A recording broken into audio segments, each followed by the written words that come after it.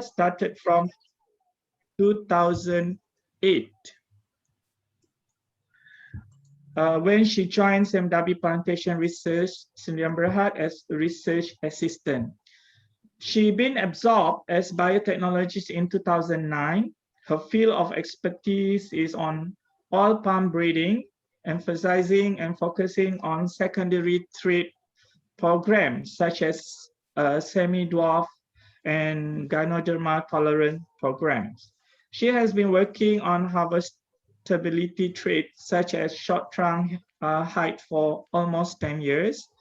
With this current critical situation of lack skilled harvesters, her project on short trunk height is very vital to help mechanization improvement on harvesting oil palm bunches and also to attract local citizens to work in oil palm industry.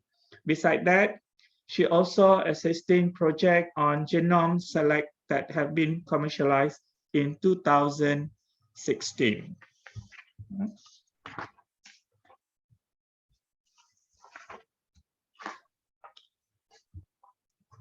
All right, without further ado, we would like to invite Puan Siti Khadijah to proceed with her presentation. Thank you. All right, thank you, Doctor. Assalamualaikum and a very good morning to all.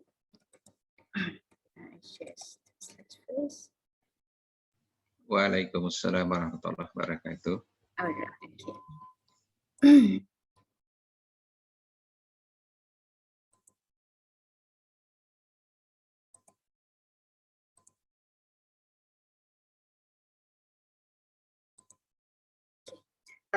Good morning to everyone. Thank you, Dr. Abdurrahman, on the briefing on me.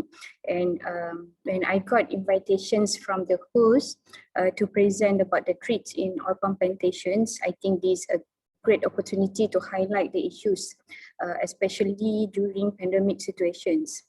Oil palm industry affected so much during pandemic situation, especially in labor, because labor in the estates are mostly from foreigners. Okay, for today presentation, I will highlight on current scenario in oil palm industry and how we plan the strategy to solve all the issues. Then I will present on one of our breeding program that we have in SMW, which is semi-dwarf programs. Okay. As we all know, oil palm is our major industry in Malaysia. So oil palm was cultivated largely in Malaysia, and today 6.5 million hectares of land in Malaysia is under oil palm cultivations. One of major threats in oil palm industry is labor shortage. 4D perceptions, which are dirty, dangerous, difficult, and demanding, make working in oil palm plantation is not favorable by our local people. Okay. Area and land availability for agriculture, especially for oil palm, is getting limited, and this make our researcher to find out how to find ways to plant most ideal oil palm to be planted in limited area with maximized yield produce. Okay, apart of that, increase in cost of productions is crucial issue in oil palm industry. High labor cost is one of that.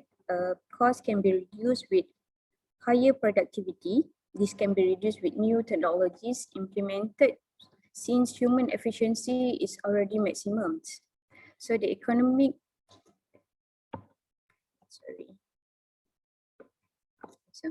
okay, the economic advantage of oil palm compared to other oil producing crop is decreasing. We need to improve crop evacuations to get the actual oil palm oil yield closer to the potential.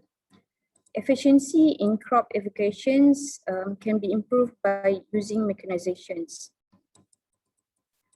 Due to that, what we can do is to produce easy harvesting varieties which required less manual effort, faster and easier harvestings. By producing harvestable varieties, it would enable new technologies to be adopted. Okay, in SIMDB, we have planned few strategies to help oil palm industry to cater few critical issues. We have few traits of interest to develop and evaluated. The program divided into 3 objectives, which are to increase oil palm per unit area, ease of harvesting, and reduce the impact of abiotic and abiotic stresses. And for today's presentations, I will focus on harvestable traits, which is semi-dwarf programs or developing short palms in our company. Okay, why we would like to have semi-dwarf varieties? Because it can maximize land use in longer time. Bunches from shorter palms are easy to harvest and easy to use mechanizations in the future. Okay, harvester would love to see shorter palms because they're easy to determine ripened bunch and less scattered loose fruit when the bunches fell to the ground. The loose fruits easy to be collected and evacuated.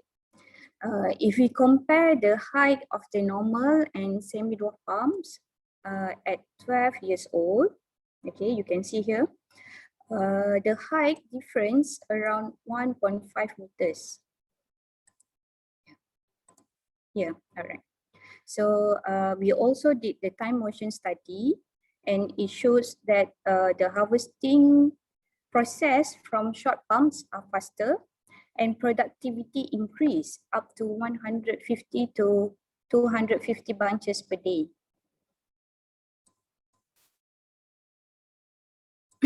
Okay, semi-dwarf palms have been developed by a long time ago by other breeders, but the issues from previous research were high variabilities among the semi-dwarf progenies.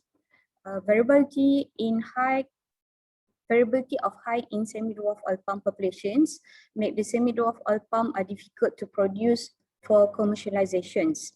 So screening and evacuations of semi-dwarf oil palms from advanced population is needed to ensure that the semi-dwarf progenies produce a uniform, short, and higher yield. Okay, why uniformity is very important in semi-dwarf palms? Uniform short trunk height will ease harvester to harvest bunch with less effort and faster without changing the poles. If you can see from the picture, these the poles. If the palms height are variable, the harvester have to adjust the pole length each time to harvest bunch from different height. Okay. When the harvesting process is easier, so the unskilled harvester can do the work and cost to higher skilled harvester can be reduced. And these indirectly can attract local people to work in oil palm plantations. Even today, our company also still have problems in manpower because most of our harvesters are foreigners, and most of them have been they are going back to their own country. So then we try to open the job to the local people, but the encouragement are very low on this. Okay. So for these projects, the objective of this research is to evaluate a yield and height increment compared to current commercial planting materials. And also we want to study the relationship between oil yield and height increments. For your information, populations involved in this research were from Kulai Nigerian cross URT Calabar and also Kulai Nigerian cross with Evros. For your information also, Kulai Nigerian, URT Calabar and Evros were the names of places where the variety first developed. URT Calabar is short form for Ulurembes tenera.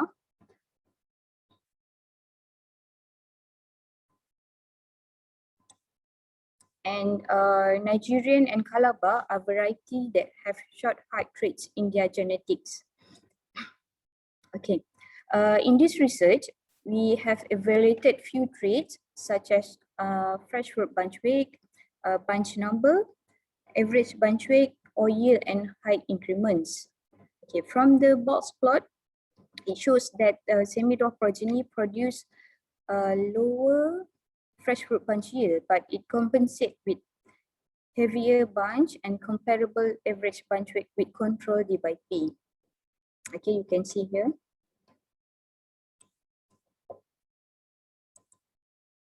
Okay, when we compare the oil yield rates, such as oil to bunch percentage and also oil per pump yield, semi-dwarf progenies produce higher oil to bunch and comparable oil yield per pump to D by P control. Okay.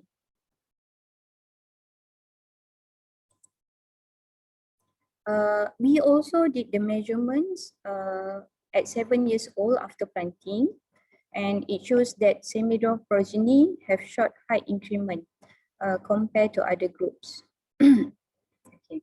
The progenies can be declared as semi-dwarf if the height increment less than 40 centimeters per year at 7 years during their maturity stage. From the box plots, it also shows that semi-dwarf progeny have low variability based on narrow distribution in the plot. Okay, you can see here compared to normal D by P and also another groups that we evaluated from Nigerian cross Everos.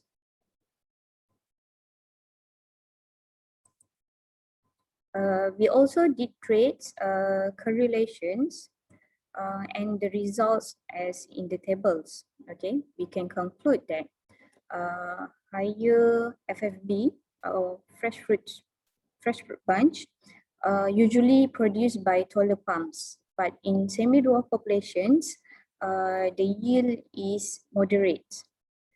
That's why we cannot select very short pumps because indirectly it will affect the yield. Okay, so even the short height produce lower fresh fruit bunch yield. Short trunk heights also have negative correlations on bunch weight. Short trunk height progenies produce heavier bunch weight in these populations. And from the correlation also shows that short trunk heights pumps will have longer rachis or front length. Okay, that means these populations are not suitable for high density plantings. From these correlations,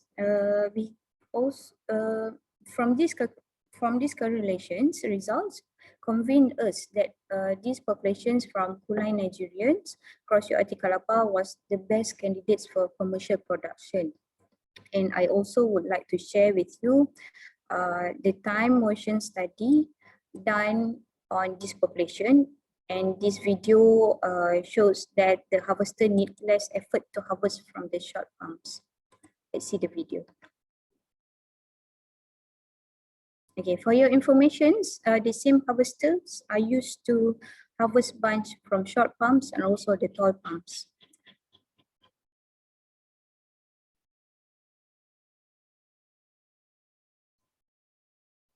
The both pump actually planted in the same trials.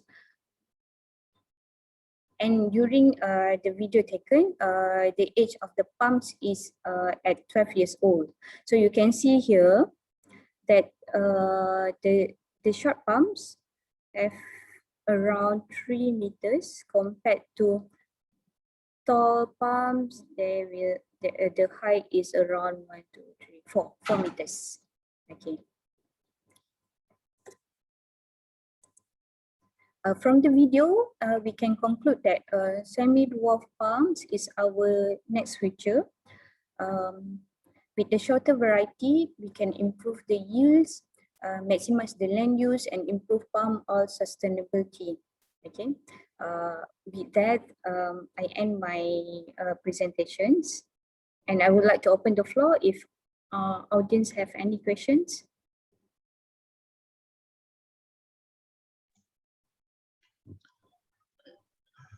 Is there any question?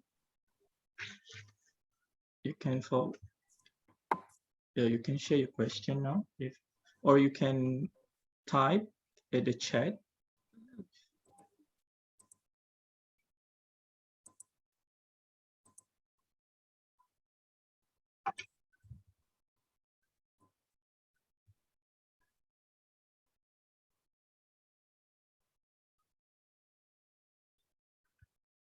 No question. Maybe I can ask question. Point City, the dwarf oil palm, is it already in the estates? I mean, like, is it already planted in certain estate or somewhere in Malaysia? For some Derby, yes, but still in validation stage. We have planted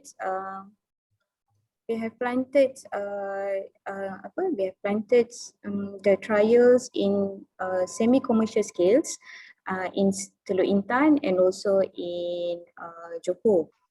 And from that, we have to evaluate whether the height is uniform, and if once it's confirmed, we can do commercializations. But before that, before we do commercializations, we have to multiply the parental pumps for each sites, which mean from the male sites and the female sites, because if we want to commercial the materials, we have to ensure that the mother pumps and pollen pumps are enough before we can produce for external usage.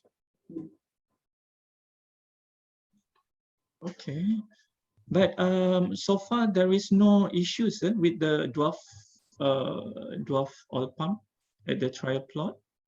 There is no other issues.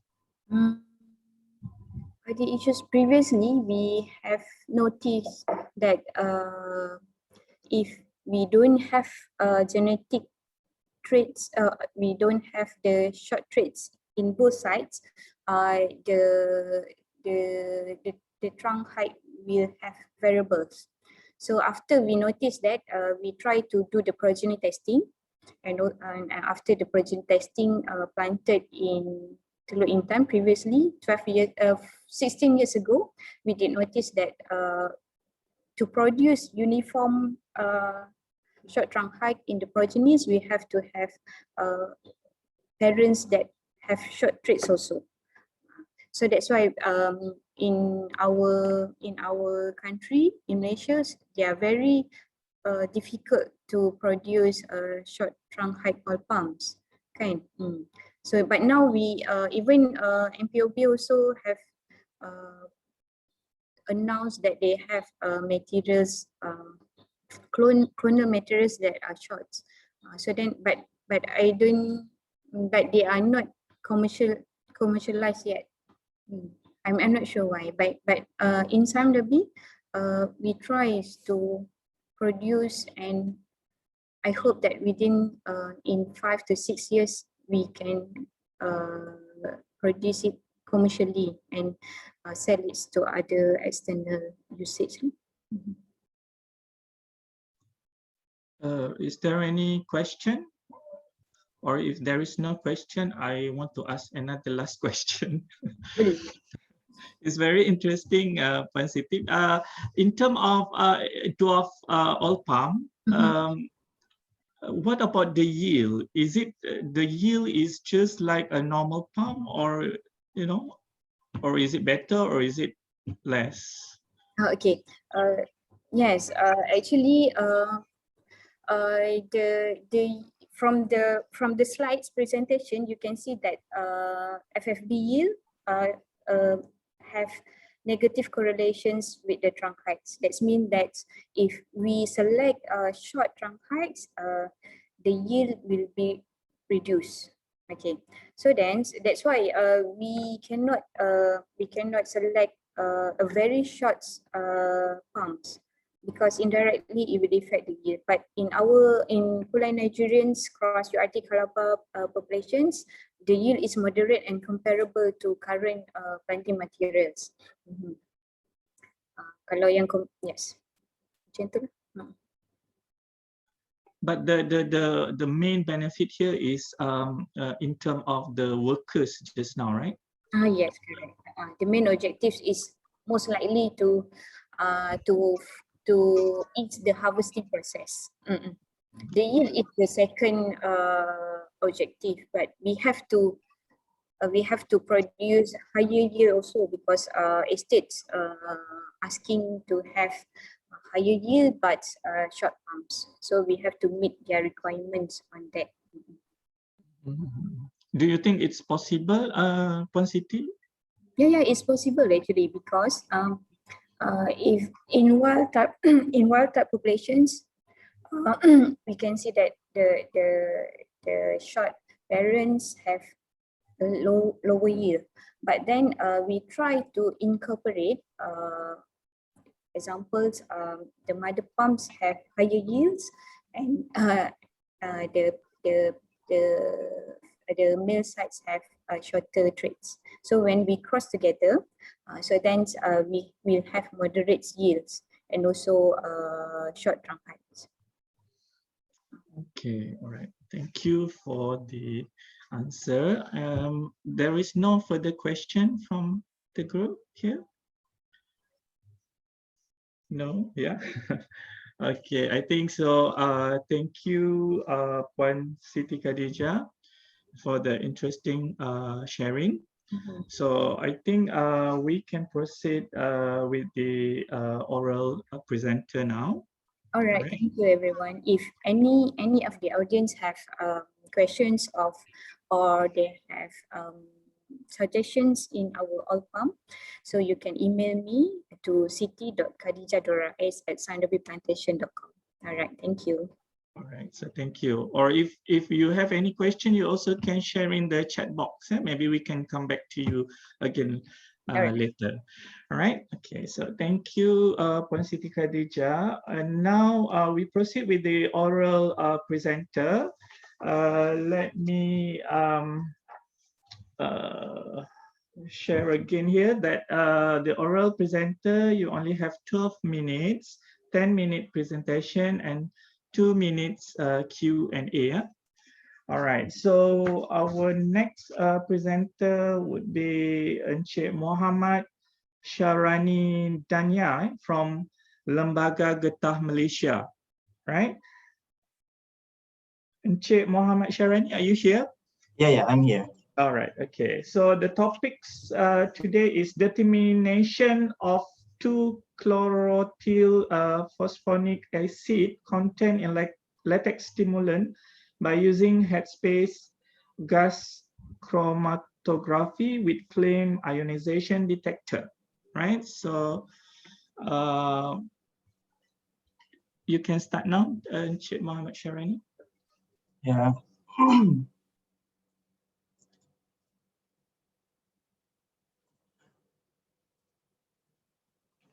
Hello everyone. Assalamualaikum and good morning to session chair, Associate Prof. Dr. Abdul Rahman, speakers and all the participants of 10 KLIAFP 2021. My name is Muhammad Syarani Danya and I'm from Malaysian Rubber Board.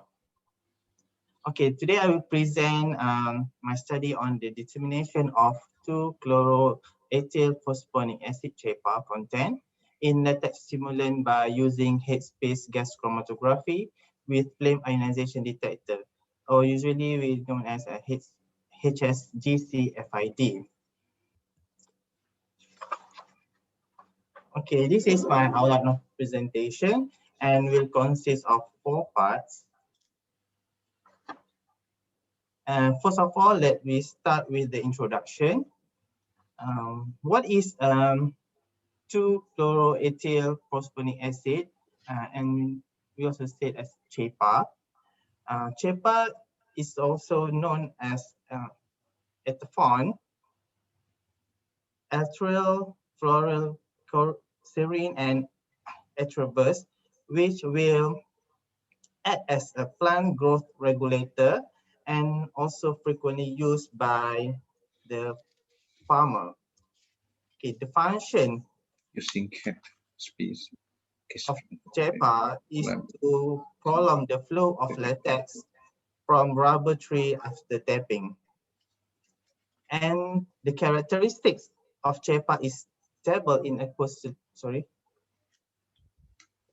solution with pH values less than 3.5. And chepa is also vulnerable to the UV lights. Okay, how chepa content was determined in the past. The earliest method developed is by using thin layer chromatography, as mentioned in Young paper in 1971. TLC method is developed and described for the estimation of chepa, a constituent of ethereal in palm oil. However,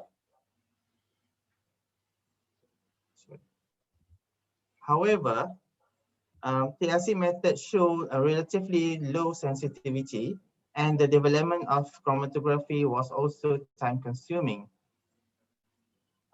chepa was also identified using gas chromatography technique for ethophon residue analysis by using a flame photometric detector as mentioned by Ernst in his study.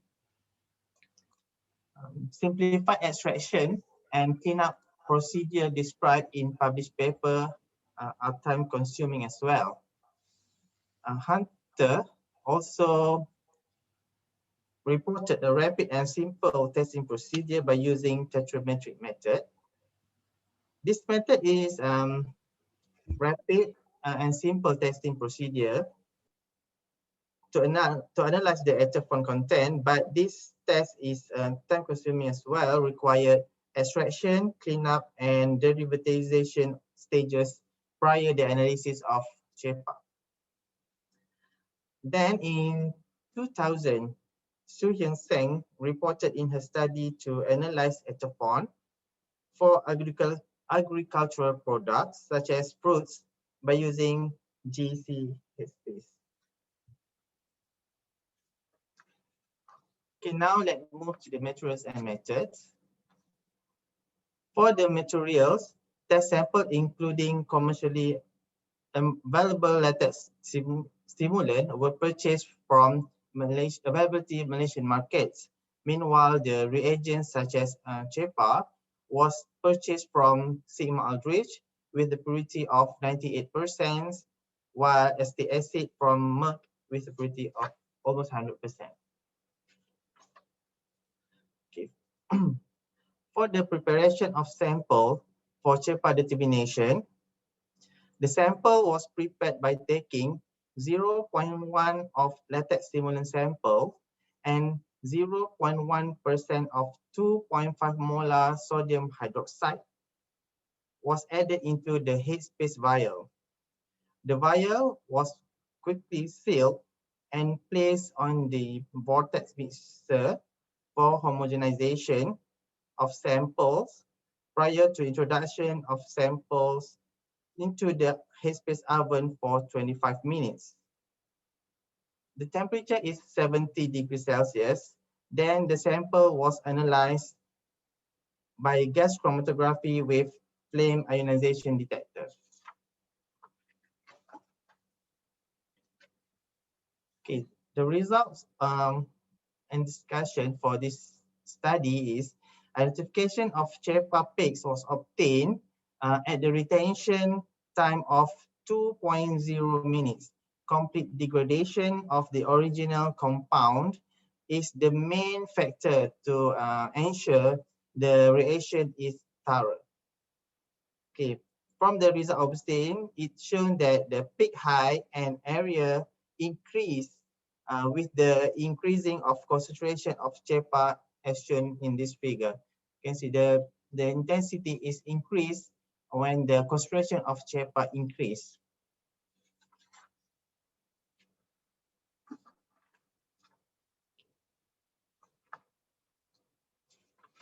Sorry. For the linearity and range from the different concentration of chepa, calibration curves was constructed, and from the calibration curve, it's shown that a few series of standard concentration of chepa was done, and good linearity was achieved in the concentration range from 0.2% to 5%. And the regression equation was determined by plotting the peak area against the concentration of CHEPA and giving the R square of 0.99. The experiment was carried out in the triplicate and shows an excellent relationship between peak area and concentration.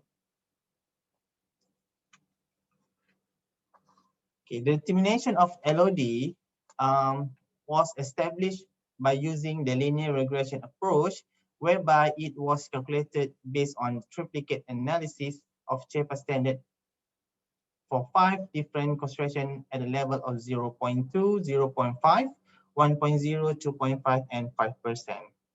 The LOD of 0.7% was established for this method. Thus, the concentration of CHEPA which less than 0.7% should be considered as not detected.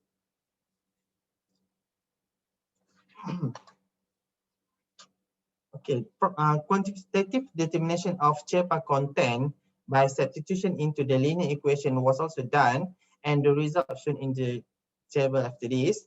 And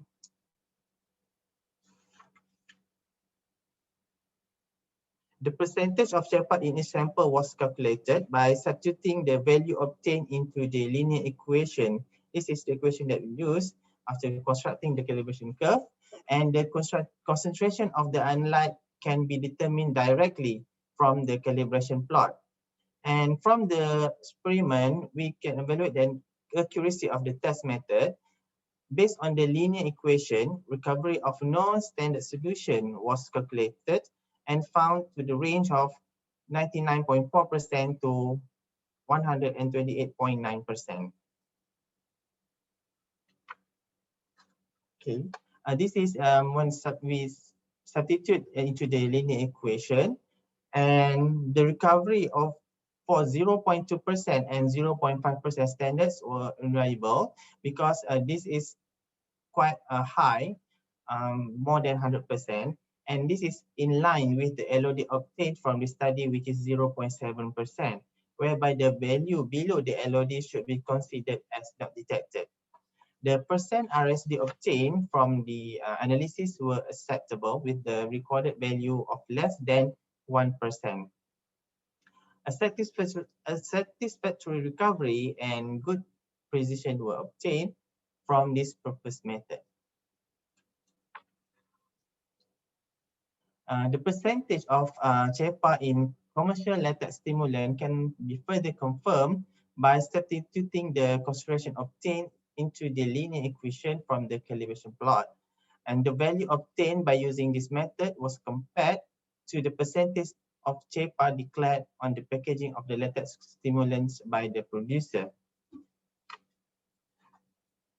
And it was observed that when we run the headspace GC with the commercially available latex stimulant, it was observed that the CHEPA concentration for both brand A and brand B were in the expected range as declared by the manufacturer. And it can thus be said that headspace GC-FID is a precise method to evaluate CHEPA concentration in a latex stimulant.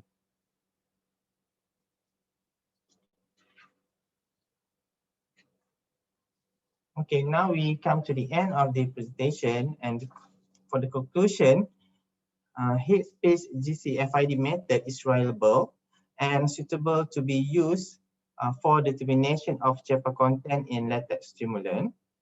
The test method was successfully validated with an established LOD of 0.7%.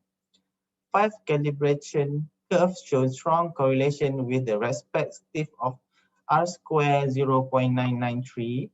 The recovery of method is good, ranging from 99 to 129%. It was observed that the CHEPA concentration for both brand A and brand B were close to the actual concentration declared at the product packaging. Therefore, this method is considered as accurate to determine the CHEPA content qualitatively and quantitatively.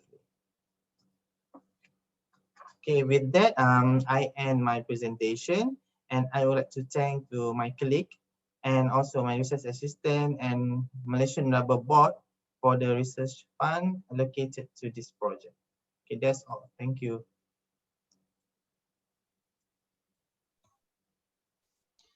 All right, is there any question from the floor?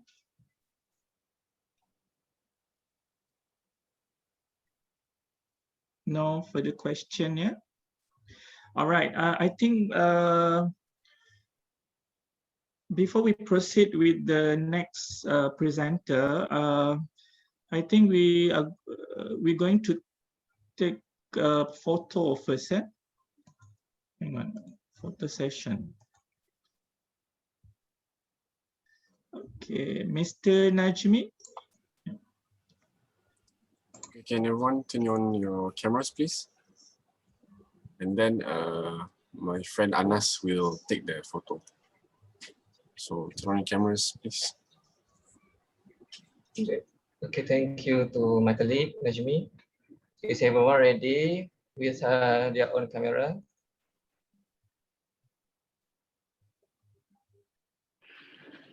Okay, the first picture will be formal and the second one will be candid or freestyle, okay? Okay, I hope everyone is ready for the first picture. Okay.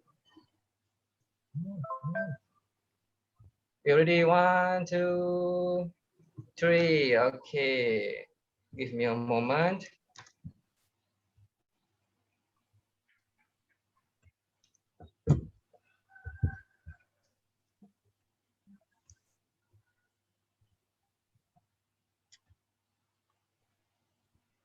Okay, next one. Freestyle or freestyle. Ready? 1, 2, 3. Okay, thank you everyone. Thank you too. All right, thank you. Okay. Okay, we can proceed with the next presenter, that is Puan Nurul Hazira Ahmad Tarmizi. You here? Yes, doctor, I'm here. Yeah, all right. Okay, the topic is a review on chilling injury and antioxidant metabolism of pineapple ananas cosmosis, right? Hand over Yes. to you.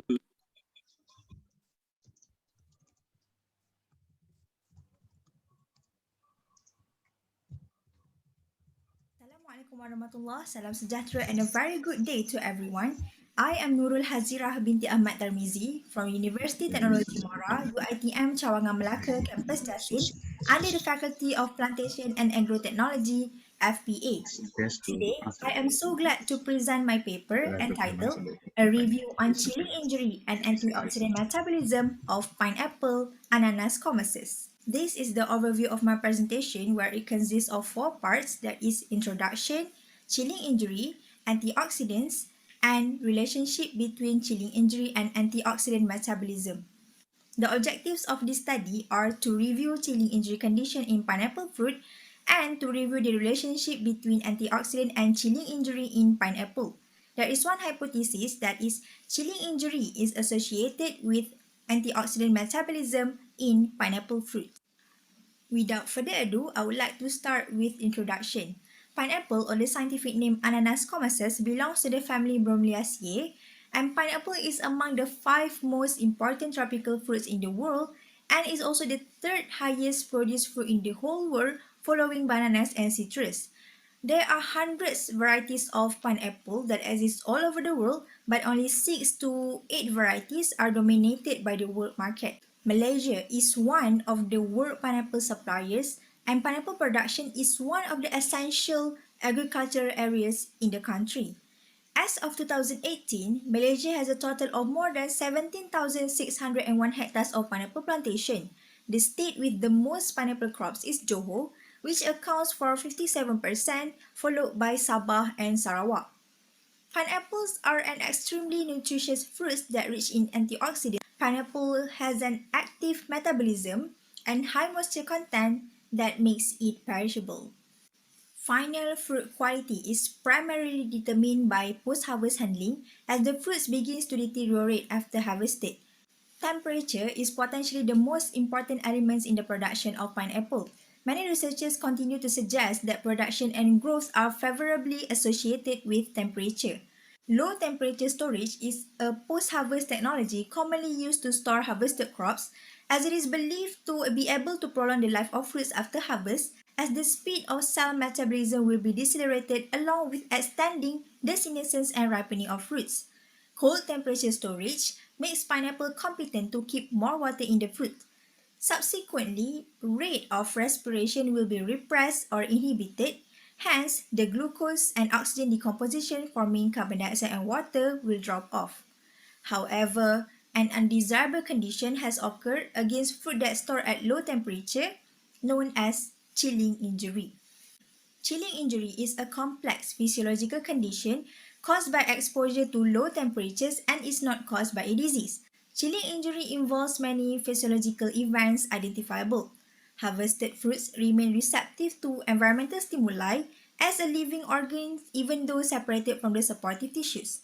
To overcome stresses generated by exposure to low, non-freezing temperatures, plants can elicit a cascade of measures that instigate deviations in gene expression, thus enhancing their tolerance by inducing modifications physiologically and also biochemically. For pineapple, not all the fruit region experience chilling injury. It has specific location. So, referring to the cross-section of pineapple fruits in the figure, the area where chilling injury are started is the flesh adjacent to the core, or also called flesh core region.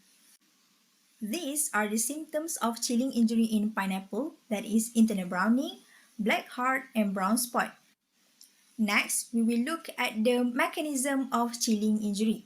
According to Nukun Tompraki 2020, there are two leading hypotheses associated with the source of chilling injury. The first one is the change in membrane variability, and the second one is stimulation of reactive oxygen species ROS production.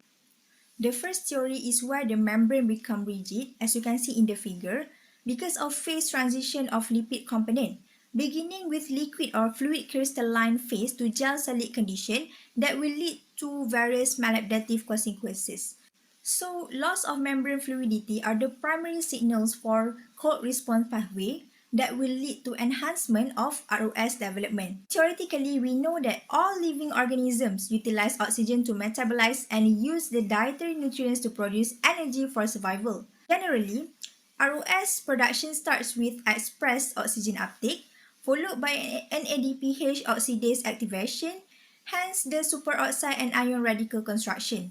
So, from the figure, it can be seen that free radicals are unstable atoms, and to become more stable, they will take electrons from other atoms.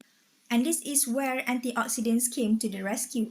Pineapple is a wonderful source of antioxidants. Antioxidants are compounds capable in slowing or suppressing oxidation processes developing under the influence of ROS. It also helps alleviate oxidative stress in the human body. When we look at the figure, antioxidants will donate an electron to a free radical without having themselves unstable. This will stabilize the free radical and reduce reactivity of the free radicals. Antioxidants can be classified in several ways, such as based on solubility or its activity. Generally, antioxidants that are water soluble will react with ROS, whereas the fat soluble antioxidants commonly shield the cell membranes from lipid peroxidation caused by ROS.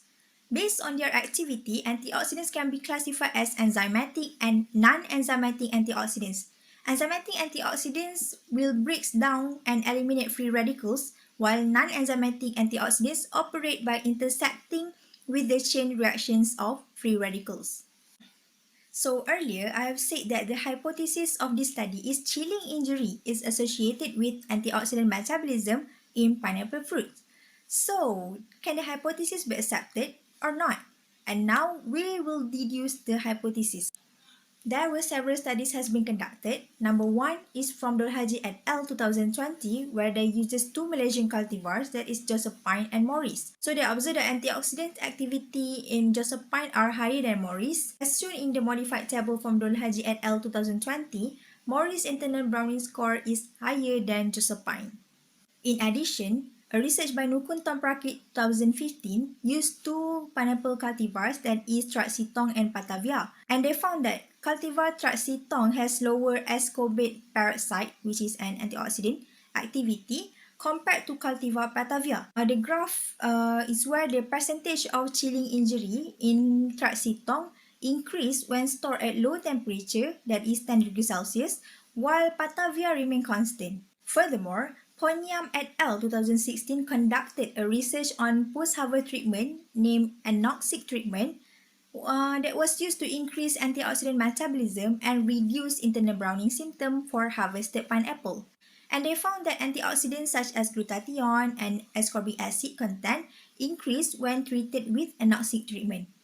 Hence, the fruit become resistant to chilling injury, that is internal browning, even when stored at 10 degrees Celsius for 28 days after treated, where it can be seen on the left one. There are no internal browning symptom appeared on the fruit that are treated with anoxic treatment. Besides, some of you might have heard about methyl jasmonate, MEJA, which are believed will enhance the antioxidant system metabolism. So when MEJA is applied to pineapple, the membrane structure of the fruit and its system will be maintained by triggering antioxidant metabolism. Bunyarit Tonchai and Supat Vanik 2017 applied MEJA to queen pineapple cultivar Traxitong and stored for 20 days at 10 degrees Celsius. A big difference can be observed, as shown in the figure, between the control pineapple and the one applied with MEJA, where internal browning can be observed clearly on the flesh of the control, while it was almost non-existent on the treated pineapple.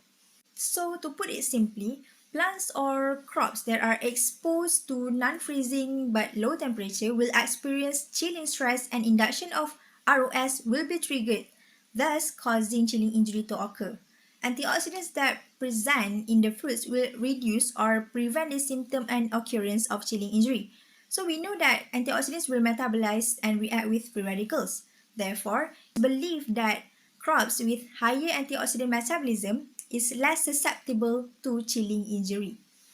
To sum up, the plant will experience chilling injury when exposed to low temperature. Chilling injury will cause the plants to modify its gene expression to enhance tolerance, including physiological and biochemical modification. Membrane fluidity and ROS induction are the main hypotheses explaining the chilling damage. Antioxidants will inhibit the harmful oxidation progression, and its action mechanism varies according to certain classification, where some antioxidants will remove and break down free radicals, while some only interrupt free radical chain reaction. This review evidence that chilling injury and antioxidant metabolism are related, where plants with higher antioxidants will be more resistant to chilling temperatures. An in-depth understanding of the chilling injury will aid in preserving the value characteristic of fruits by enhancing the procedure and methods of fruit handling. In addition, before it gets worse, any action that will harm the crop can be prevented and avoided from the outset. Research on antioxidants has economic importance and commercialization value, since antioxidants can provide far-reaching benefits not only to human health but also for the fruit itself, and there is many more aspects to be explored. This review provides collection of information and in-depth understanding on chilling injury and antioxidants metabolism in pineapple fruits.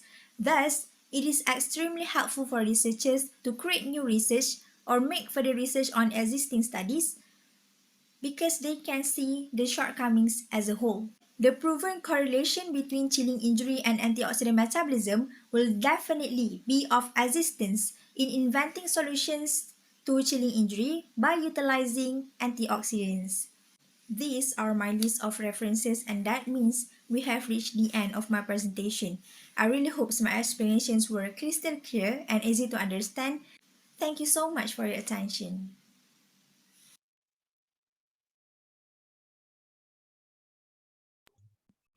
All right. So thank you, Puan Nurul Hazira. Is there any question to Puan Nurul? No question, eh? Right. Okay, thank you. So I think now we're going to proceed with the third oral presenter that would be Associate Prof. Dr. Azwan Awang from University Malaysia Sabah. Are you here, Doctor? I'm here. Yeah, all right. All right, the topic would be seedling characteristic of open pollinated Malaysian class 1 cocoa clones. You can start now, Doctor. Thank you. Yeah. I will share part of our works by one of my students, Mr. Koi. The project was a partnership between UMS and the Malaysian Cocoa Board. Let me first introduce you about the work. Cacao is cultivated for its seeds, mainly to make chocolate. For the past 15 years, the world demands for cacao has increased significantly, mainly because of the rise in populations and economy in Asian and African countries. This increase of demands has pushed the producing countries to increase their productivity. Well, to increase productivity, it all started with the propagation of good planting materials. Cacao can be grown either from seeds or by vegetative propagations. Growing from seed is easier and cheaper, but cacao is mainly outbreeding. They produce genetically diverse seeds. Trees from seeds have inconsistent yields, with the majority are poor yielding. Alternatively, vegetative propagations using grafting produces trees that are genetically stable and identical to the original plant. Grafting joins one plant shoot, we call scion, with another plant root system, what we call rootstock. Rootstock influences scion growth and provide many benefits, such as increasing precocity, yield, disease tolerance, and many more. Thus, selection of rootstock is important. Rootstock is commonly selected based on scion compatibility, pest and disease resistance, soil adaptability, and vigor. It's worth to note that plant vigor can be determined by its growth characteristics. In Malaysia, seedlings from the cross UIT1 with NA33 are commonly used as rootstocks. The cross produces large seeds associated with vigorous seedling growth and tolerance to vascular streak dieback. However, UIT1 is less common to nowadays farmers. Moreover, new better rootstock alternatives are needed as strategy for improving cacao performance. Malaysian Class 1 cacao clones, here MCBC1 C8, KKM22, QH1003, and PBC123. These are the elite clones selected by the Malaysian Cocoa Board. So you have UIT1 here, so you can compare the agronomical characteristics shown in this table. So Class 1 cacao clones produce high yield, tolerant to pests and disease, and importantly, they are suitable for planting throughout Malaysia. Therefore, hypothetically, seedlings from Class 1 clones are suitable to be rootstocks due to their superior agronomic traits. Well, however, the seedling characteristics of Class 1 cacao clones are not known.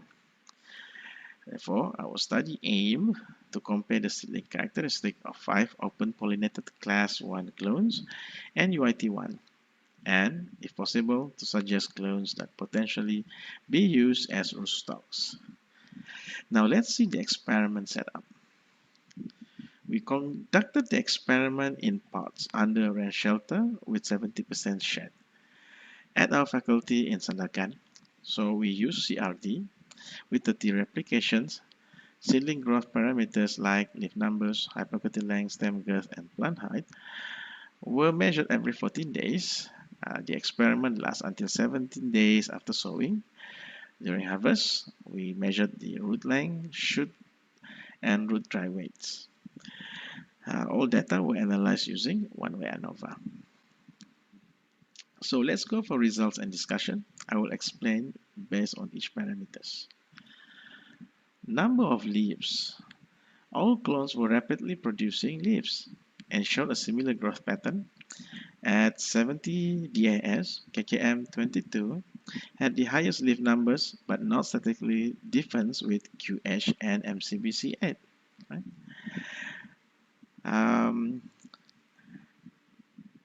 UIT1 here and PBC had the lowest. Right? Leaves are the main organ for photosynthesis, More leaves means more exposure to sunlight and drive the photosynthetic reactions, which eventually accelerate seedlings growth.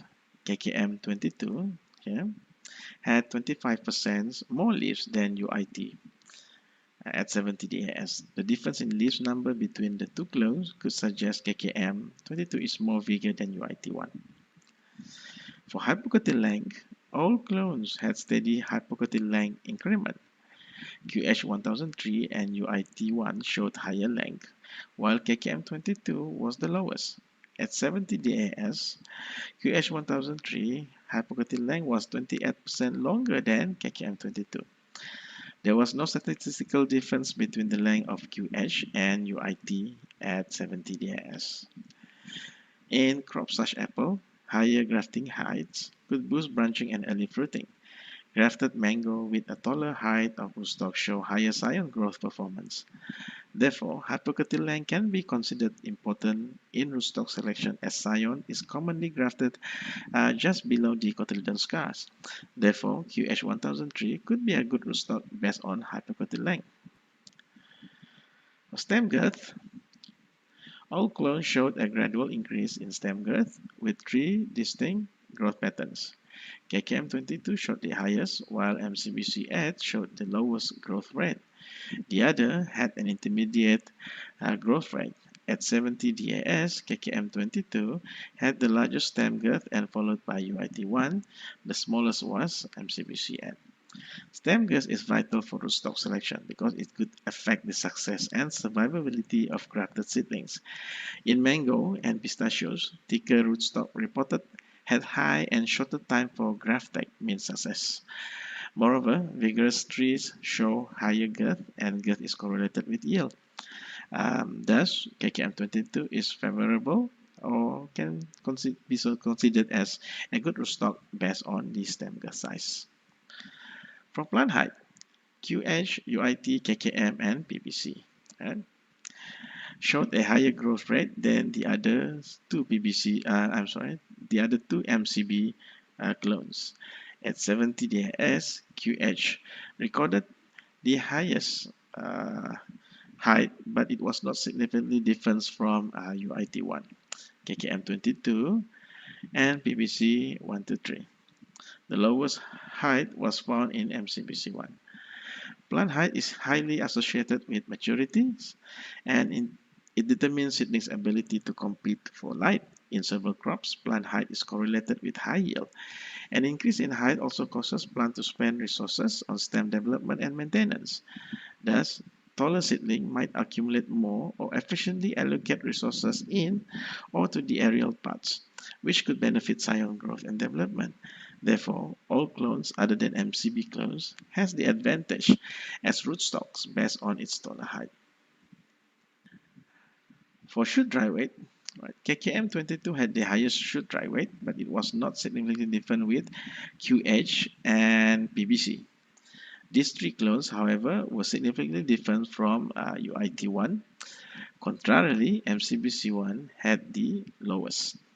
Shoot dry weight indicate the biomass produced from photosynthesis, and it could be influenced by plants' height and leaf numbers. In addition, shoot dry weight might be influenced by genotype and efficiency to uptake nutrients from the soil. Different genotypes have different nitrogen uptake efficiency affecting the shoot dry weight. Therefore, the highest shoot dry weight in KKM22 could indicate more efficiency in nutrient uptake and conversion to biomass. Right, for root length and root dry weight, there were no significant difference was found in root length in these two parameters.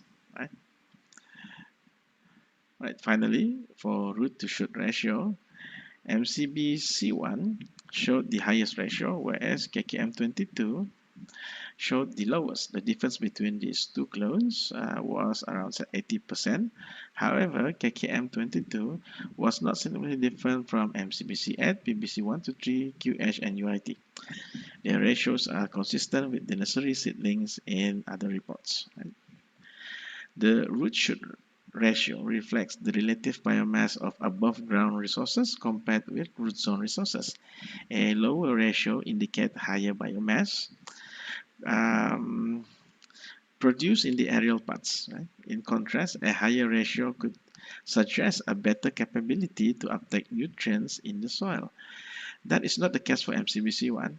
The high ratio in MCBC1 was due to the lower shoot dry weight, which might suggest less vigor. So as summary, you can see that KKM22 and QH1003 excels, or at least they had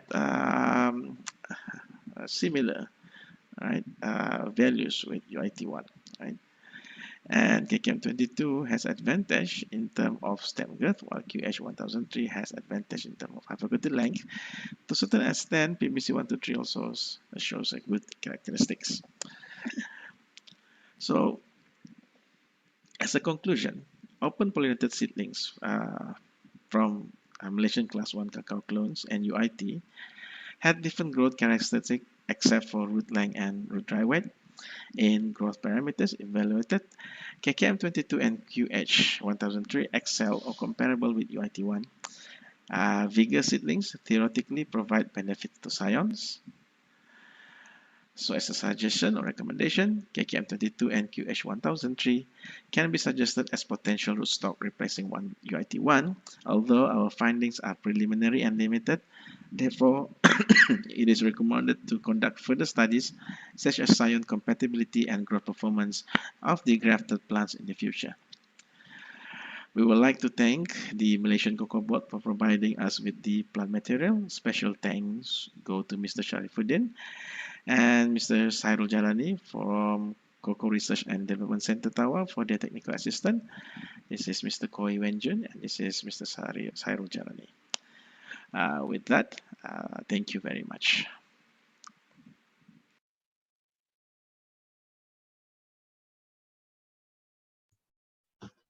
Okay, thank you, Associate Prof. Dr. Azwan Awang. Is there any question from the room?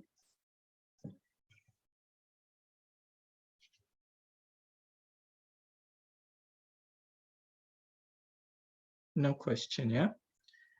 All right, I think we will proceed with the next oral presenter, Dr. Khadija Kubura Agbalaya from Lagos State Polytechnic, Nigeria.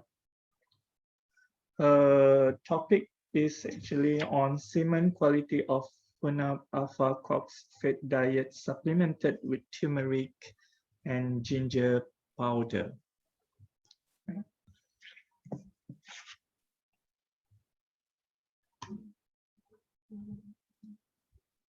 Standing on existing protocol, I am Khadija Agbalaya on behalf of my co-authors presenting a research work titled Semen Quality of Funab alpha cox fed diet supplemented with turmeric and ginger powder. The feed industry has recognized the potential of plant-derived substances for feeding different animal species. The ban on the use of antibiotics led to exploit the use of herbs. Herbal products are possible natural alternatives to antibiotics. Turmeric and ginger are among the herbal products that have received awareness for use as feed additives. Both rhizomes contain bioactive components with a wide range of antioxidants. They also have numerous health benefits. Antioxidants are the main defense factors against stress induced by free radicals. Inclusion of turmeric and ginger in livestock feed have shown enhanced digestion, immunity, feed efficiency, and improved growth rate. It is important to assess the long-term usage of these feed additives. Therefore, this study evaluates the semen characteristics of Funab alpha cox fed diet supplemented with turmeric and ginger powder. The research was conducted in the poultry unit of the Teaching and Research Farm of Animal Production Technology Department, Lagos State Polytechnic, Lagos, Nigeria. 54 Funab alpha cocks of average age 14 months an average weight of 2.8 kg were used for this research. Turmeric and ginger were purchased from local markets. Both rhizomes were washed with water, dried under the shade, cut thinly and then dried under the sun. Thereafter, milled into powder for later use. The corks were randomly distributed into 3 treatments with 3 replicates. Each replicate has 6 corks in a completely randomized design. 3 experimental diets were formulated. Diet 1, which is in control, had neither turmeric nor ginger powder. Diet 2 had 15 gram per kg turmeric powder, while diet 3 had 15 gram per kg ginger powder. Diets were formulated with approximately 17% crude protein and 2,795 kilocalories per kg metabolizable energy. Feed and water were provided ad libitum. Semen was collected into sterile bottle using abdominal massage techniques as described by Green et al. 2017. Data were subjected to statistical analysis using SPSS version 25, and significant means were separated using Duncan multiple range tests of the same software. Presented in this table are the result of semen quality of FUNAB alpha cox fed diet supplemented with turmeric and ginger powder. There exist significant differences in the result of this research, except in semen pH. The result of this study showed that the semen volume is within the normal range as reported in literatures for chickens. The cox-fed control diet had the highest semen volume of 0.9 mils, while cox-fed turmeric-based diet had the least semen volume of 0.53 mils. Ochai et al. 2018 reported 0.73 mils semen volume for FUNAB alpha chicken. The lowest semen volume observed in this cox-fed turmeric supplemented diet corroborates the result of Kazemdaze et al. 2019, who recorded a decrease in semen volume in broiler chickens fed turmeric. The range of semen pH 6.81 to 7.7 obtained in this study falls outside the normal pH range of 7.1 to 7.4 reported by Peter et al. 2008. The result of this study revealed that turmeric and ginger supplemented diets decrease sperm motility, indicating disruption in sperm cellular mobility.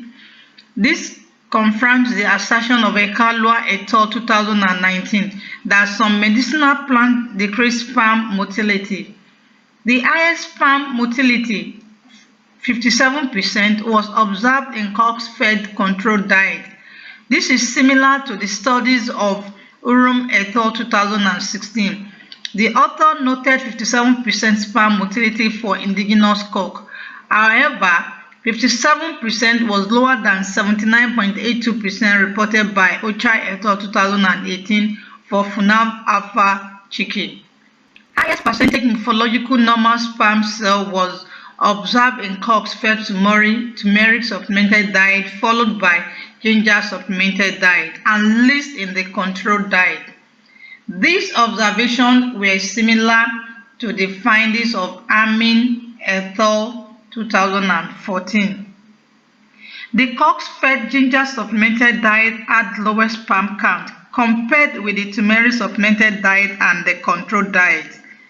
This may probably be due to the imbalance between reactive oxygen species production and the antioxidant activities as reported by Nayanotara et al. 2008 and Olukunle et al. 2015.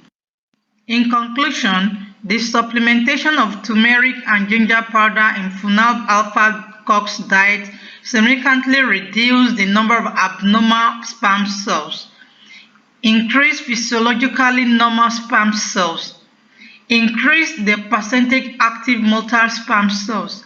Hence, turmeric and ginger enhance the viability of cox semen.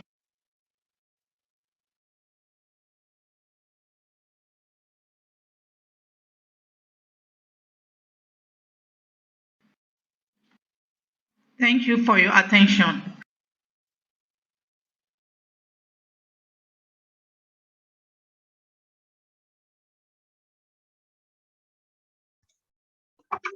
All right, thank you for the presentation.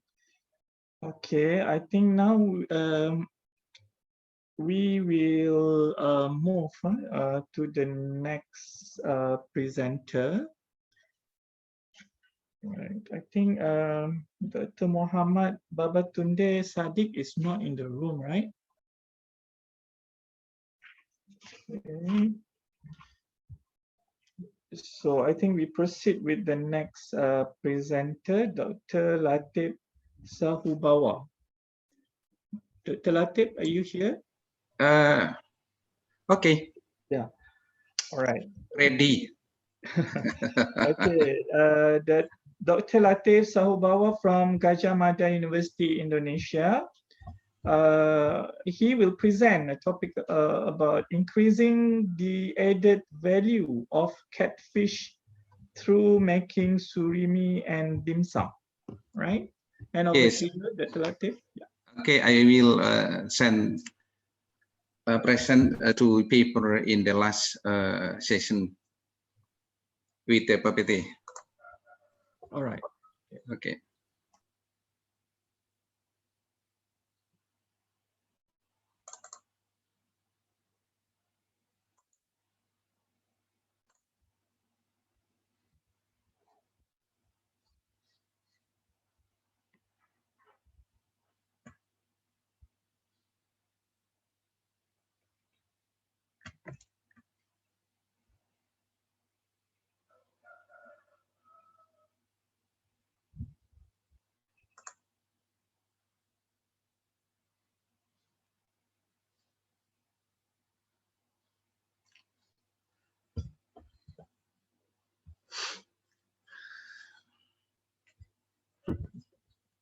This process.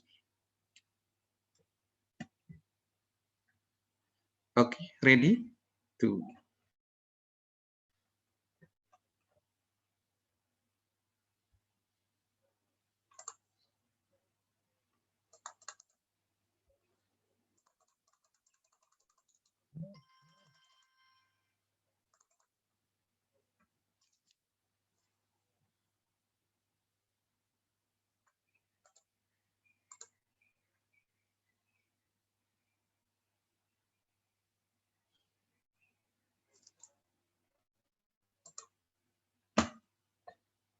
Okay, dear moderator.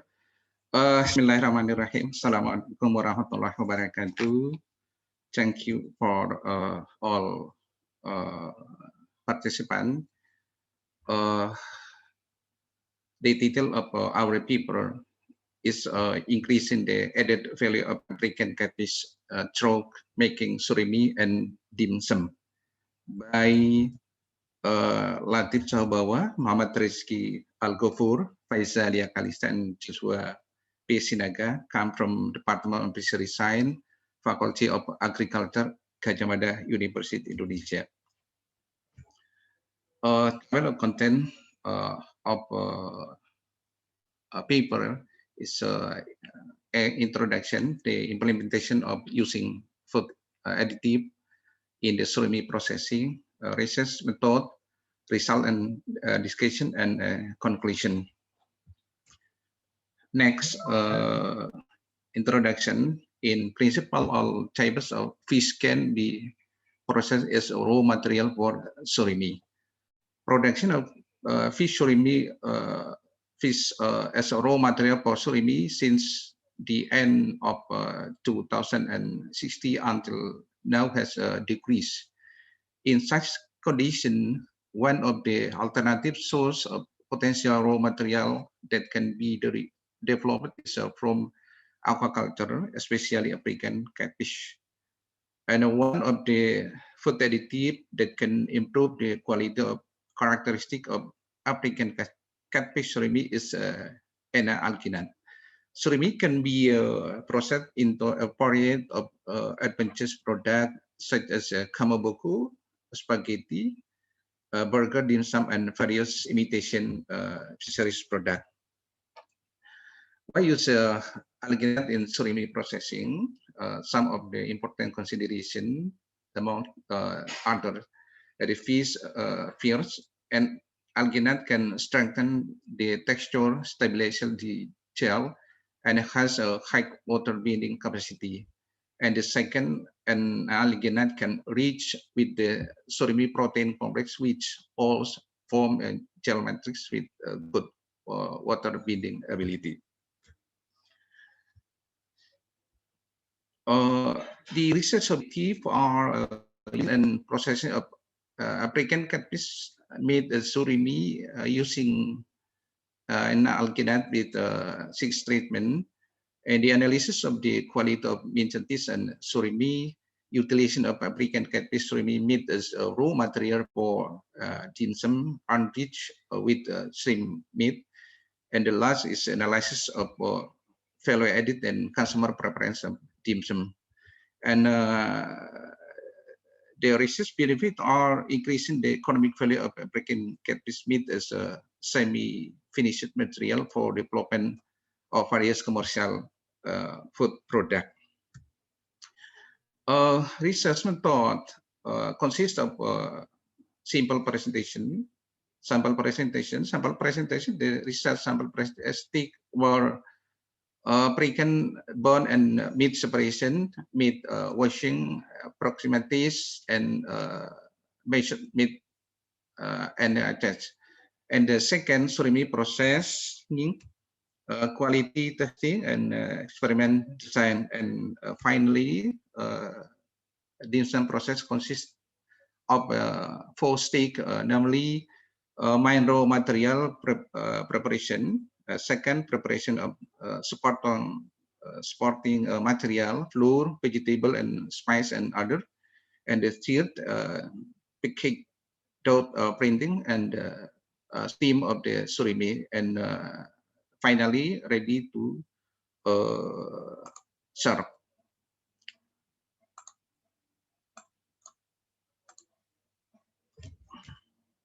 Result and discussion, the average quality of African catfish surimi can see table 1 below. And based on the result of laboratory analysis in table 1, this in general, the quality parameter of catfish surimi treated with the N-alginate concentration of 0.0 to 1.0 did not meet the SNI quality of fish surimi, except for appearance, acidity, water content, and total protein. Added value of processed surimi product, especially dim sum, a total of half kilogram of African catfish meat is processed into 40 items of dim sum, with a total selling value of 140,000 Indonesian rupiah, and the added value of 68,500 Indonesian rupiah.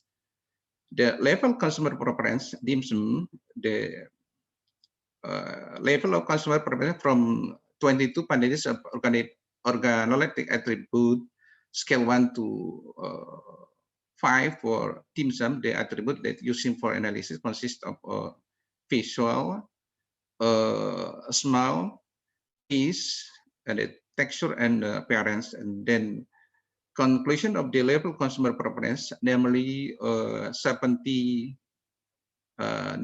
is really like, and only 21% is like.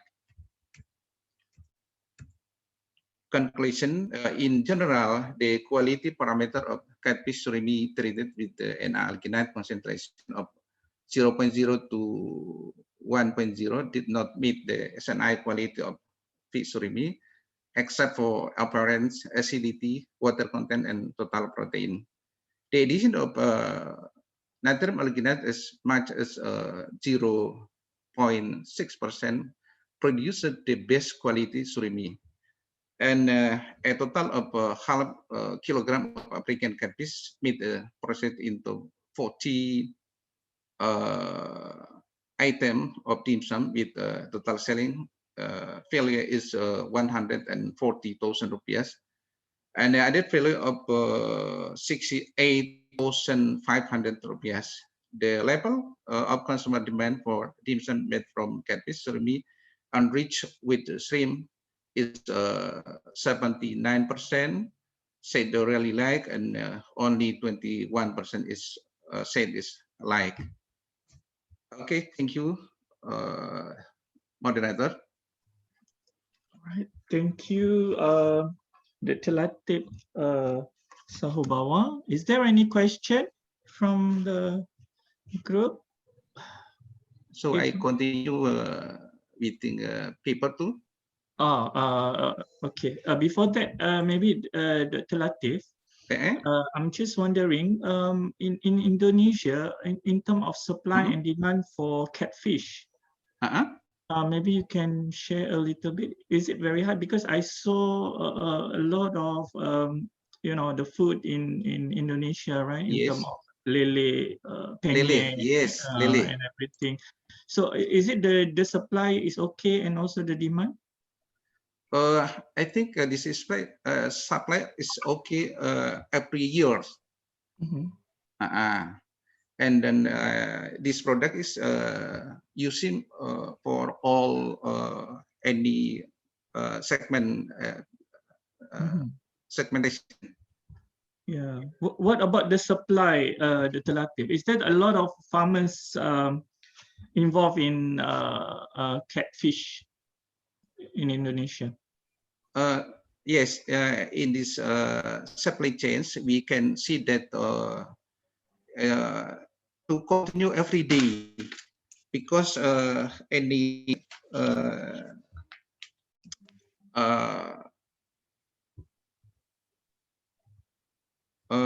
industry industry that using aquaculture of catfish. Right. Okay.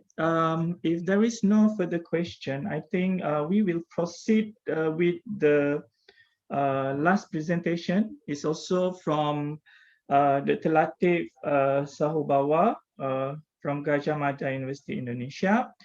The title of his presentation is "The Effect of Using a Combination of Chemical and Natural Tanning Materials on the Quality of Lencam Fish Skin as Raw Material for Commercial Leather Products." And over to you, Dr. Latif. Okay, thank you. It's ready.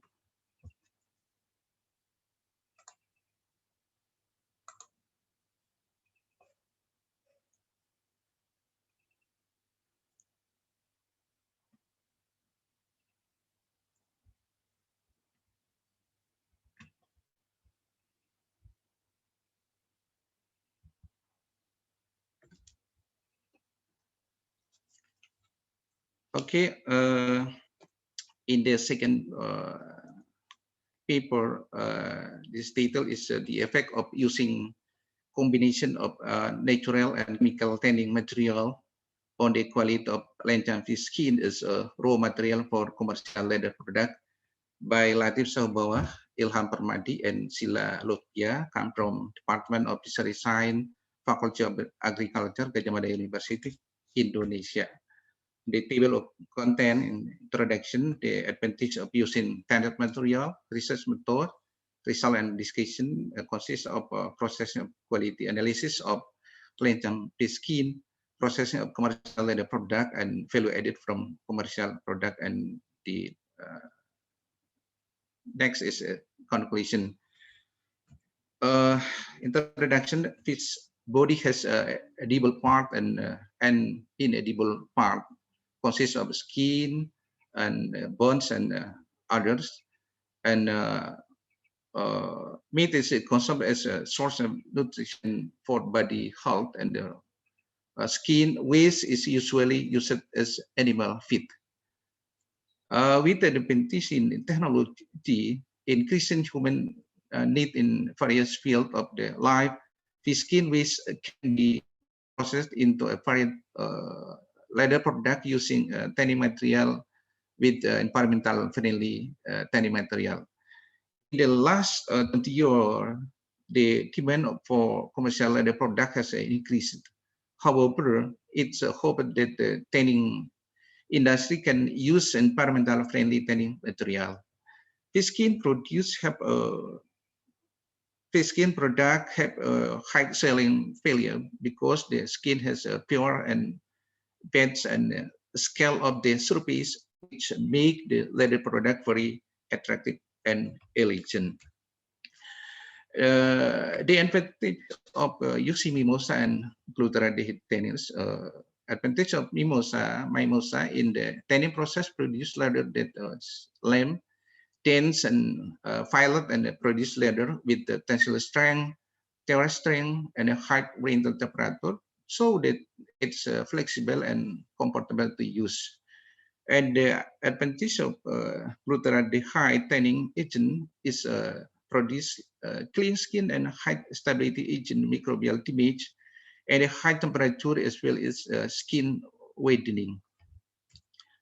The research objective are the extraction of collagen fiber of lantan skin, the analysis of the quality of collagen fiber, and design and processing of a commercial leather product, and finally the analysis of added value and consumer preference. So from the objective, we benefit our research is reuse and increasing the economic value of fisheries industry with byproduct as well as a diversification fisheries product. Research method tanning material. Lantan fish skin tanning processing using a combination of formaldehyde and mimosa tanner consists of 4 treatment. Consists of formalin, mixture of formaldehyde and mimosa at 2%, 4%, and 6%. And lantan fish skin tanning process consists of skin preparation, consists of thawing, washing, and draining, and soaking. And the second pre-treatment process consists of soaking, liming, reliming with removal, protein scraping, and fat removal and neutralization. And the tanning process, this step consists of tanning, retaining, neutralization, oiling, painting, and fixation. And next is finishing process, consists of drying, condition, staking, turtling, cover, painting, buffling, and embossing, and finally we analysis of quality of fish leather, and consists of any parameter, thickness, tensile strength, tear strength, elongation, innervation, range, temperature, water content, and oil and fat content. The utilization of fish skin into commercial leather product consists of preparation of fish skin from fillet processing industry, and the second this tanning, quality testing, and processing of commercial leather product. And next step is processing of commercial leather product in industry, and craftsmen is micro, small, and medium and large scale. And finally the commercial product marketing in a micro, small, medium, large scale. Result and discussion quality value range of lantan fish skin tanning with the glutaraldehyde and the mimosa can see in the table 1. The range of thickness is 0.57 to 0.68, and the quality standard is minimum 0.2. And tensile strength, the range of the tensile strength is 3,772.41 to 4020.17 and quality standard minimum 1000, and the oil fat content is 14.02 to 22.70, and the quality standard maximum is 6.0.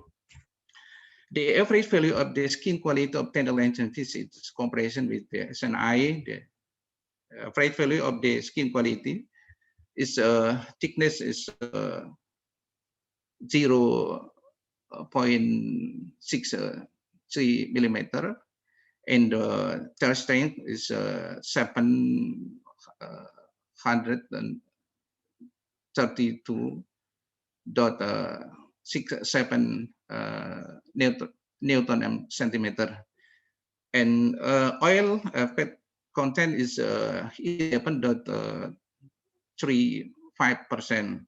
The quality of the lantern fish skin collagen fiber, especially thickness, tensile strength, and the tear strength, meet the SNI quality standard, and the adaptation meet the bark by sweat ladder quality standard. Okay, value added of commercial lantern fish leather product. We are using this leather for wallet and bracelet. This processing, we can see that 20 pieces of lantern fish skin can be processed into 6 woman wallet, type of 3-in-1, and the price of 500 rupiah per item, and totally is 3 million Indonesian rupiah, and the product processing cost is 200,000 Indonesian rupiah per item, and totally is 1,200,000 rupiah. The add value of 20 pieces or 1 kilogram of lantern fish skin, which is processed into 6 items of woven wallet, is 1,772,000 rupiah. Okay, conclusion: the quality of the lantern fish skin collagen fiber, especially thickness, tensile strength, and the tear strength meet the SNI quality standard, and patient meet the bark by sweat leather quality standard. And the added value of 1 kilogram or 20 pieces of lantern fish skin with processed into 6 items of woman wallet, 3-in-1 tables, is 1,772,000 rupiah. Thank you. Wassalamualaikum warahmatullahi wabarakatuh.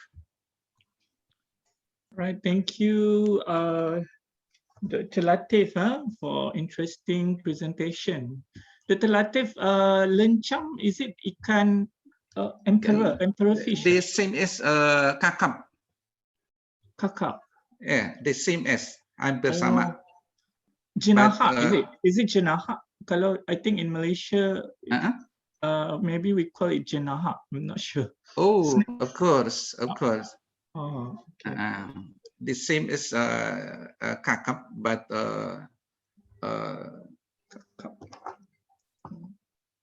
other species. Oh, okay. All right. I think, is there any question from the group? If no question, yeah. All right. So if there is no question, I think this presentation marked the end of this session. So we will pass it back to the host. Yeah. So thank you. Thank you, moderator. Okay, thank you, Dr. Abdul Rahman, for the good handling of the session just now. We have listened to 6 papers this morning, and we hope that this session has benefited all of you from the discussion. So for the afternoon session, we will resume at 2 p.m. So please be here at 2 p.m. Okay. Thank you again and have a good break. Yeah, thank you. Thank you. Thank you.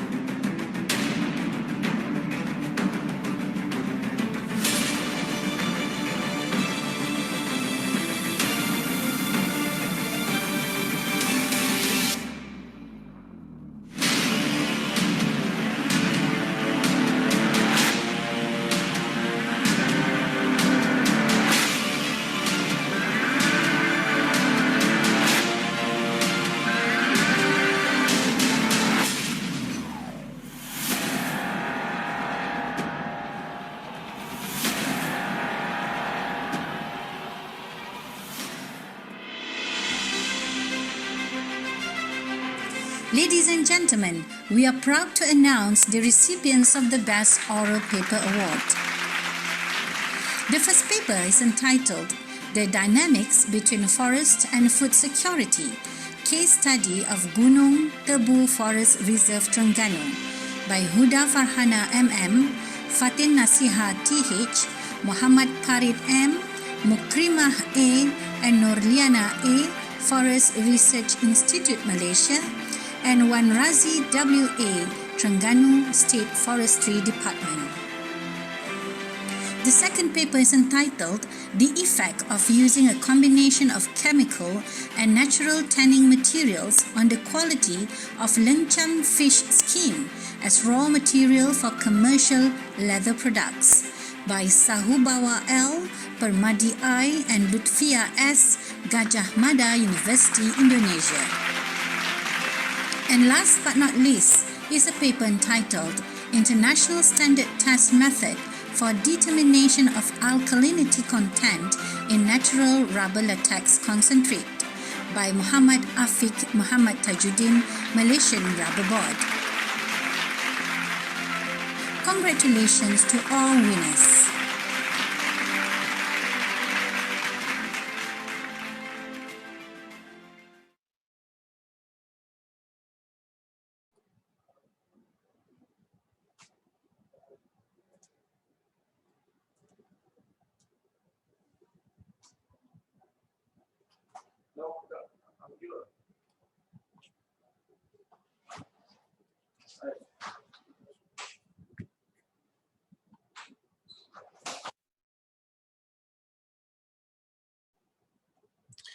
Welcome back, everyone, to parallel session 2, room 2.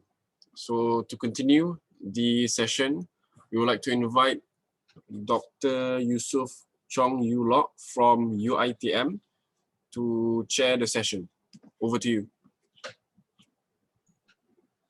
Okay, Assalamualaikum and good evening, everyone. I'm Dr. Yusuf, a lecturer from UITM. So today I will be the chair for this session. Okay, so first of all, welcome you all to the 10th Kuala Lumpur International Agriculture, Forestry and Plantation Conference. So it is our pleasure to see you all here today. Okay, so in this session, okay, we will focus on forestry and plantation, and there will be 7 presenters present your work. Okay, so without further delay, we will invite the first. Oh, sorry. Okay, so before we start the session, before we get started, I would like to remind all the presenters. Okay, so today we have 7 presenters, and each presenter will be given 12 minutes. Okay, for presentation. Okay, so the 12 minutes encompass 10 minutes for presentation and 2 minutes for Q&A. Okay, so I hope it is clear. 10 minutes for presentation and 2 minutes for Q&A session. Okay, so we hope we will be able to finish on time today. Okay, so without further delay, I would invite the first presenter today, Dr. Eddie Bala from Nilai University. So he will present the work entitled Sustainability Measure of the Dredging Industry of Malaysia, Qualitative Content Analysis. Okay, let's welcome Dr. Eddie.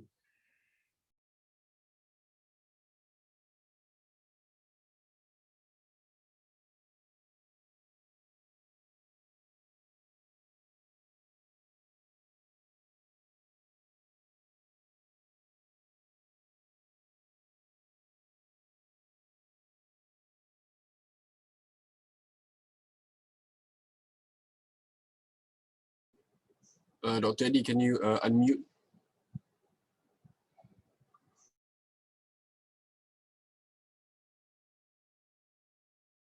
I'm sorry, Dr. Eddie, we can't hear you.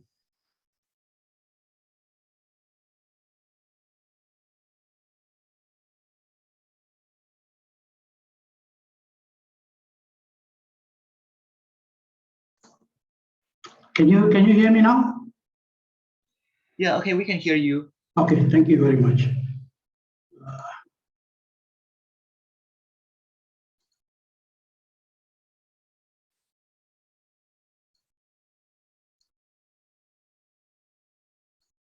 Okay, once again, very good afternoon, ladies and gentlemen.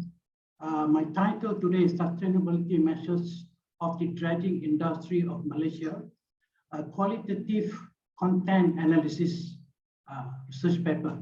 Yeah, sustainable measures are commonly used to measure key performance in various combinations in every industry. Yeah, therefore, the dredging industry of Malaysia is not acceptable. Yeah. This presentation is about the sustainability indicators, behaviors, and the industry's sustainable development goals implementation. The key point is that sustainability perseverance meets all levels of inclusiveness. Yeah. So, ladies and gentlemen, there's a need concerted effort by the maritime stakeholders to ensure the coastal socio-economy and natural mangrove forest impact. Yeah. So the introduction is basically about the industry itself. Yeah. The dredging industry has a huge scale of development in Malaysia. Yeah. Formation of new ventures, developing waterways, maintaining ports to keep up with current facilities, and support distribution effect of water on the Earth's surface in the soil and underlying rocks features, also known as hydrology. Number two is the infrastructure projects. Yeah, basically needed to develop the country's economic growth, to beautify the coastal areas. Land reclamation, yeah, a sand rush dam deposited for the development of the economic of the nation, of the state. Yeah. Number four is the urban development. Urban development will basically to develop the urban society, living condition, restoration, and mitigation. Five is the navigational maintenance, deepening the waterways for effective ship passage. Six is port construction, increase in transshipments and maritime economic development. Of course, all these have a valuable activity. Yeah, dredging provide a valuable activity for the benefit of humankind, social equity, environmental restoration, and economic viability. So, ladies and gentlemen, dredging is important to the nation building. Dredging growths are basically population growth, particularly in coastal areas. More land has to be reclaimed and protected, leading to work for dredging companies. Global warming leading to a rise of the sea level. More people are living in coastal areas, and therefore very expensive flood disaster will occur more often. Increasing seaboard trade and larger container vessels. Yeah, basically, ports have to be extended due to increasing trade, sea trade, and larger ships coming in out. Four is rising global consumption of energy and metals.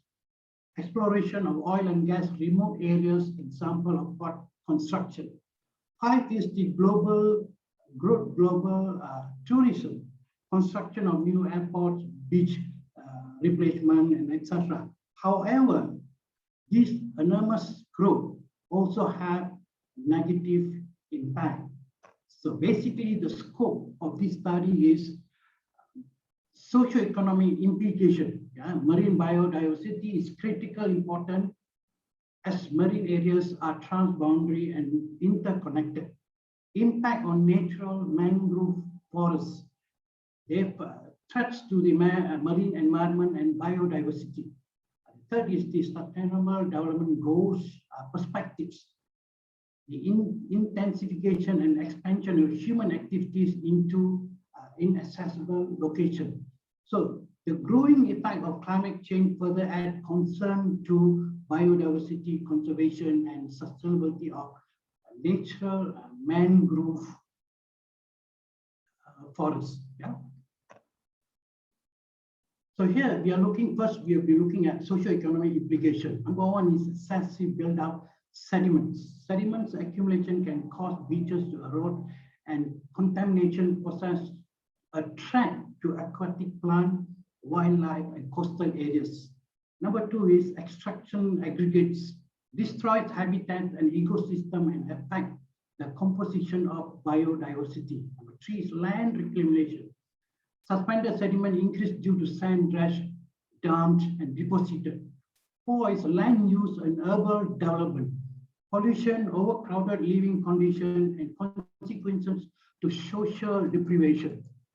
Five is the climate change. Changes in coastal areas directly affect land degradation, affect mangrove ecosystem. Number six is increase in transshipment. Major waterways maintenance can create an ecological impact. Number eight is habitats biodiversity. Basically have shown its association with several ecological effects. Nine is the navigational dredging activities. Basically, they have turbine plants, sedimentation, and release of contamination, abide and changes, as well as port construction. So all these can also have negative impact on the natural mangrove forests. So here again, natural mangrove forests to be continually assisted. The effect of discharge, silt, oil spill, and water pollution result in the death of the plants, causes tremendous damage to mangrove forests. The habitation, number two, act as fish nurseries, providing for marine food chains that in turn supply income and substance for human communities, stabilize costs, reducing erosions. Number three is protection, provide buffer zone and providing grounds for marine life. Number four is the coastal zone intertidal mud flats. Basically, it acts against waves action and act as an erosion buffers as well as natural biofilter from storm water runoff. Number five is the sanctuary of several species, migrant birds from other continents. Six is the significance to fisheries. Mangrove forest significance to fisheries. Number seven is natural breeding ground. So important to mangrove forest supporting food chain for food, fish, prawns, and crabs. So ladies and gentlemen, the key point is how to minimize the formidable impacts from dredging activities to save, basically to save the marine biodiversity and specifically the natural mangrove forests. Therefore, the United Nations Sustainable Development Goals provide us with a unique opportunity to address this formidable reality. In fact, there are 17 goals that have been set by the United General Assembly as part of the resolution transforming our world, the 2030 Agenda for Sustainable Development Factors. So here now, the United Nations Sustainable Development Goals represent a significant milestone towards sustainability approach within the dredging industry. So there is a platform to look into the sustainable measures for dredging industry. For example, the construct efficient infrastructures. The use of dredging to construct infrastructure is directly connected to SDG 2 right up to SDG 16. In fact, there are zero hunger, certain things that reduce inequality, climate action, life for land, as well as support flood risk management, SDG 1 to SDG 14. So therefore, the significance of this study is sustainability constraints need to be regarded as important factor to socio-economic implication, promoting sustainable development goals, implementation to value the natural mangrove forests and coastal marine biodiversity, cultivating a dredging sustainability principles in planning with 3 pillars of sustainability. So the research objective to identify sustainability behaviors, sustainability indicators, and the dredging sustainability goals. Yeah, the research method, interpretation, philosophy, qualitative content analysis, a triple bottom line model, interview session. Yeah. So the finding and discussion in the social, the health and safety is supported, whereas the education and the training is not supported. So basically, the collaboration with higher education institutions are important. Vocational education institution and training institution are important to create the awareness of the sustainability goals that have been implemented by the United Nations. In environmental factors, waste and recycling and land use, both are not being supported, but pollution, condition of water is being supported. So therefore, these two areas, of course, needed attention because of its benefits. We can always recycle what is being trashed and transform the contaminated sediment into construction materials. For land use, efficiently utilizing reclamation land for suitable development. Number 3 is the economic factor. Dredging equipment are costly to purchase and operate. So effects of increased concentration of suspended sediment caused by human activity, knowledge is needed. Yeah? The suspended sediment characteristic typical of what ambient and dredge induced condition. Yeah? The biological response to aquatic organism and likelihood that organism of interest will encounter suspended sediments. Yeah? So in my conclusion and further research, the United Nations SDGs implementation is equally critical to analyze its implementation and performance. This study is an effort in this direction. Besides that, this study aspires to establish a foundation for future research interests. Very little research conducted. Most of the research are only almost related to environmental issues only.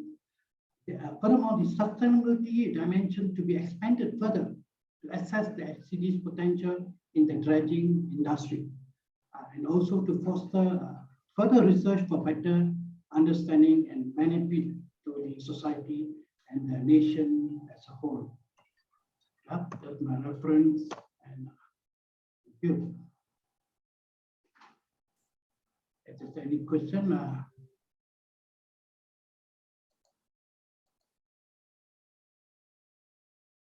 Okay, now we open the floor for Q&A session.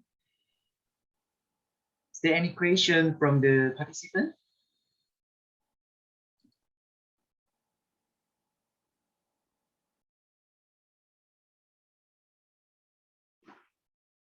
No? Is there any question?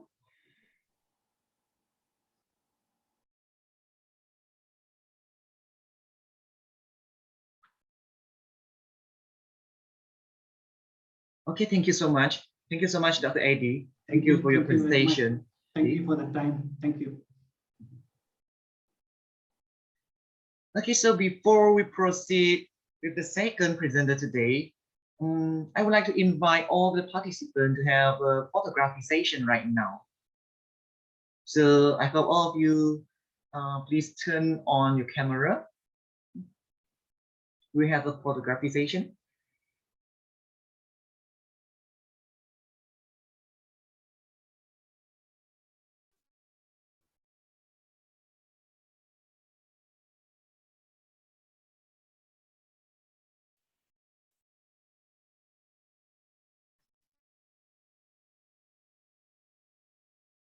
Okay, thank you to Dr.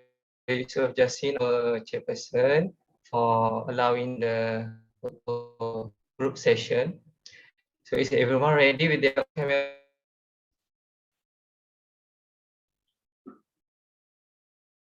Okay, I hope everyone's ready. I'm gonna take 2 pictures. The first one will be formal, the second will be candid or freestyle, okay?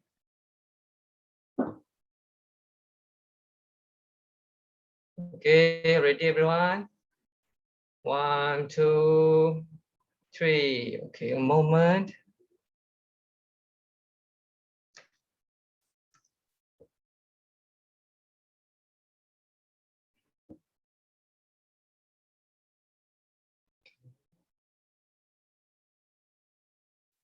Okay, let's have the second picture. Freestyle, any style. Candid, ready everyone. 1, 2, 3. Thank you so much, everyone. Thank you.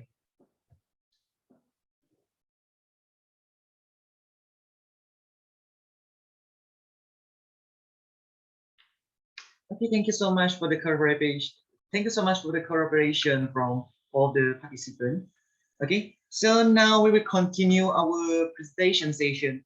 So next, I would like to invite Dr. Huda Farhana Muhammad Muslim from Forest Research Institute, Malaysia, to present her work.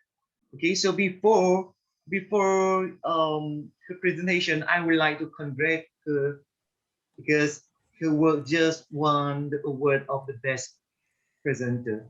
Okay, congratulations, Dr. Huda. Okay, so now I invite Dr. Huda. I will pass the session to Dr. Huda. So who will entitle the dynamics between forest and food security case study of Gunung Tebu Forest Reserve. Okay, welcome, Dr. Huda. Thank you very much, Mr. Chairperson. Thank you also for the wish just now. Assalamualaikum warahmatullahi wabarakatuh. A very good afternoon to Mr. Chairperson, Dr. Yusuf, to all list of presenters, ladies and gentlemen. Can you hear me? Is my voice clear? Yeah, we can hear you clearly, Doctor. Please proceed. Okay. As mentioned just now, I would like to share my slides of presentations, some of information on the dynamics between forest and food security, the case study of Gunung Tebu Forest Reserve Terengganu. So this study, before that, just a simple presentation outline for this evening, for this afternoon, as simple from the background until the conclusions.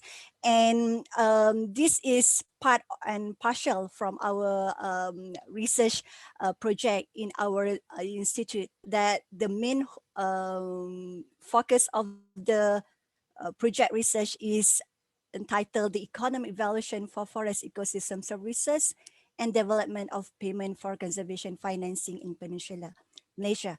But this afternoon, I will just share a part of the forest contribution of Gunung Tebu Forest Reserve to the local communities. Before I go further on what is the forest contribution to the local communities, we just want to highlight that some introduction of the benefits of forests and how these forests are linked to the communities and their food security, especially for their daily life. So the motivation of this introduction is to introduce that the more than 86 million of people still depend on the forest for their livelihood in the world.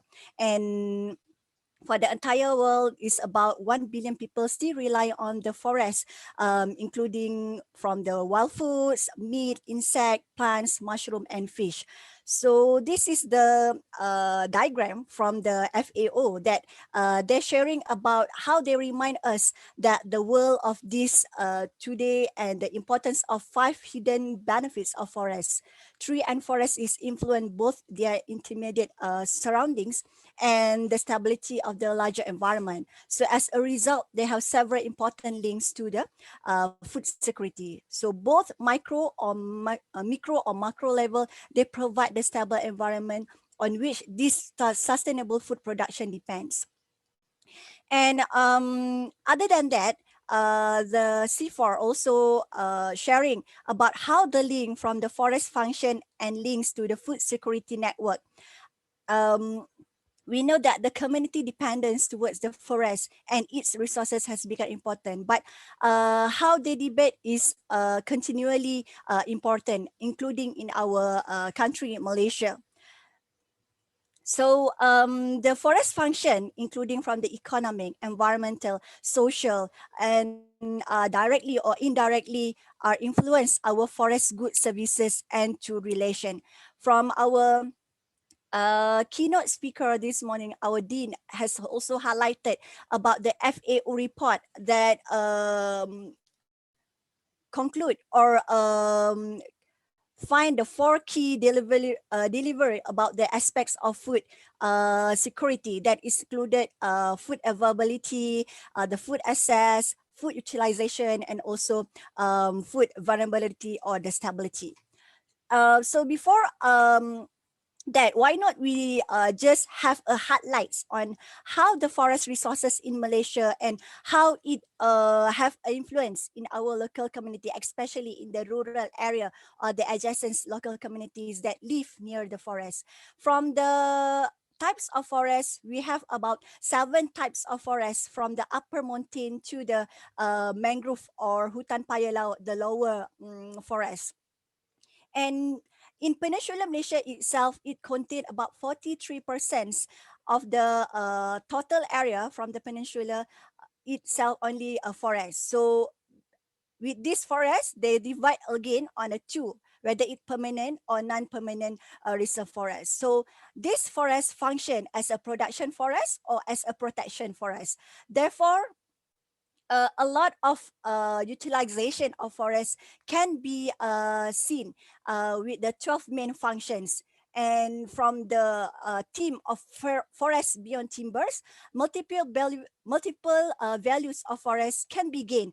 And the most important to be highlighted to this afternoon is the sources of food, protection, and source of income to the local community. So we know that from this all background and introduction, the information of basic on how forests link to our communities and also to the food security, it shows that as in Malaysia, about 8.5 million people stay in a rural area, and 3.5 million were indigenous people and still highly depend to the forest for their life and use forest as their main contribution to their daily life.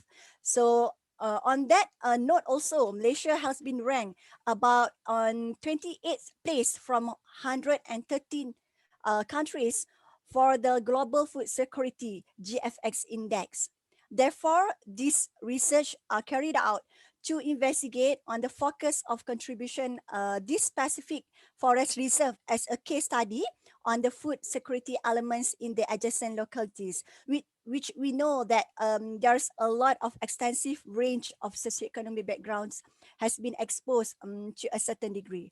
So for this evening, I just concentrate on the 3 main elements on how forests contribute to the local community. The first one, I will present and share about how the forest contribution from the aspect of monthly household. And the second aspect is from the type of occupation, what are the job, what are they did for their daily life. And the third one is the range of socioeconomic backgrounds. So first of all, why we choose Gunung Tebu Forest Reserve, or why we choose Terengganu? Actually, we know that previously Terengganu has been known as the biggest contributor to the oil and gas industry in Malaysia.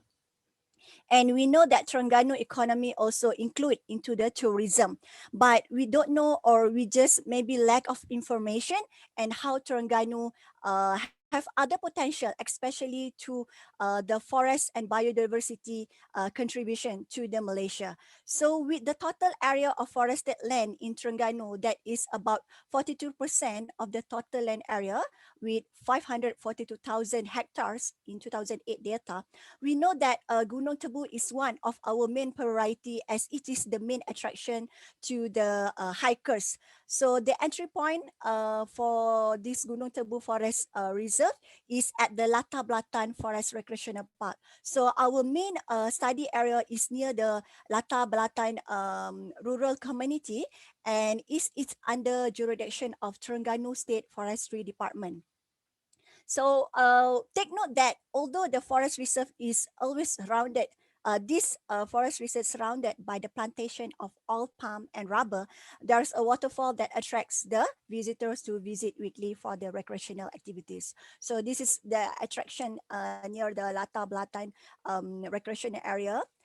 Other than that is entry point to the hikers to use to go to climb the Gunung Tebu, or we call it as Mount Tebu.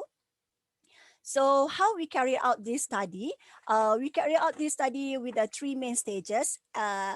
Especially we go to the ground, did the rapid rural appraisal. The rapid rural appraisal contain how we want to know the socioeconomic profile from the key informants like head of villages. We go to the land office and also keep asking the local communities and did some observation. And then we did a field research, including a face-to-face interview to the 380 respondents, and we managed to get from 7 villages that near the mountain Gunung Tebu Forest Reserve.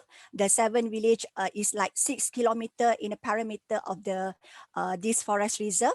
And also we managed to have a stakeholder consultation workshop. We asked and we made a group discussion with the local community how far these forests are important to them. So this is part of the train enumerators and train research assistant on the field, and we managed to get some of the local community products, or they use Garcinia atroviridis or asam keping as their one of the product, even for their own use, or they will sell it to gain the income. And also we make this questionnaire as our research instrument, that including a few sections that is social demography, economic background, the perception of forest conservation efforts, the household information, and also their source of income. So that we conclude how these forests are very important to them. So first of all, we managed to get 380, that is 25% from the total of a household, because from the sample size required from McCreary and Morgan, and also for the statistical analysis, we should only get 330 sample, but we managed to get more respondent from this survey because we use the confidence level for 95% confidence level. And from the 380 respondent, we managed to interview 82% male from their education attainment only until Form 5. Some 54% only not finish up their education or their schooling, and 77% are married respondent, and most of our respondents are from 31st to 40 years old group, and also the veterans group from 51 to 60 years old group. So as I mentioned before previously, I would like just only highlight for the 3 main elements on this presentation, that the first one, we want to focus on the forest contribution through the measurement of monthly income. So the monthly income in this paper focus to if the local community are paid employee, or they have their own job employed and get every month salary. The second one, if the local community have self-revenue, or they have their own business, or they are forest collector, or they have their own stall or hawker or restaurants. And the third one, we want to know if they are they have job in agriculture resources or forest resources. So the result shows that 47% among the respondents interviewed are employed. So they gain their every monthly income, cash income, from their work as a government staff, private staff, resort, or work as the industrial workers at the town or near Pekan. So 30% of them are involved in the agricultural resources. So only 8% they gain from the income. They not received it receive income as a cash, but they receive as properties. So we know that from the first result, the local community had higher cash income compared to income, and the agricultural resources that involved in their forest, in their adjacents or their kampongs, paddy crops, vegetables, rubber plantation, old palm, and also they have their own small farm or orchard, and also they have their animal livestock, and also as a river fisherman. And the income is like properties, the transport, and other food resources and water intake that did not have to pay by monthly cash. And the second one, we want to focus on the household occupation. So the 36% of the respondent interviewed have involved in the agriculture and forestry sector, whether they have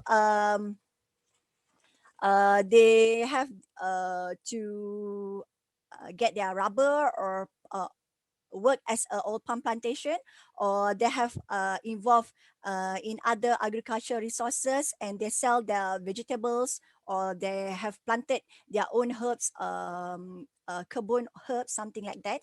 And this show that the importance of agricultural resources, and they have influence in their daily livelihood.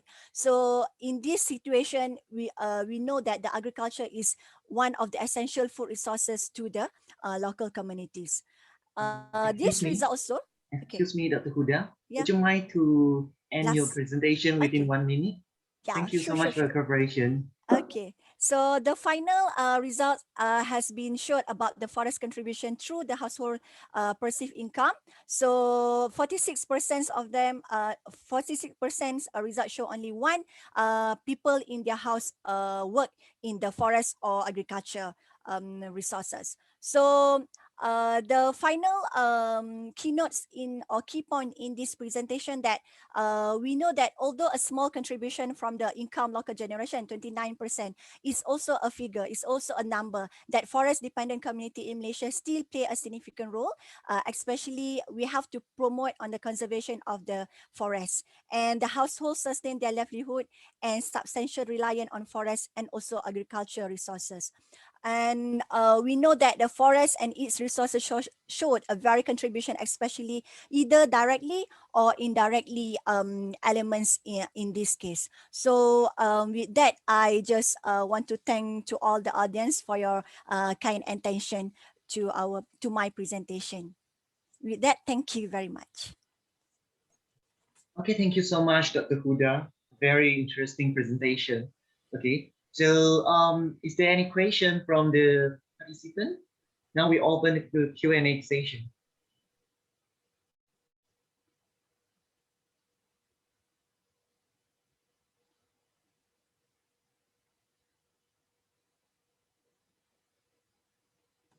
Is there any question?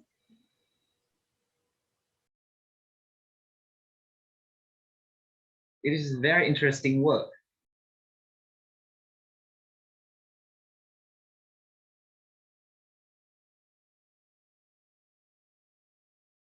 Okay, I think maybe no question from the audience. Okay, so never mind. Thank you so much, Dr. Huda.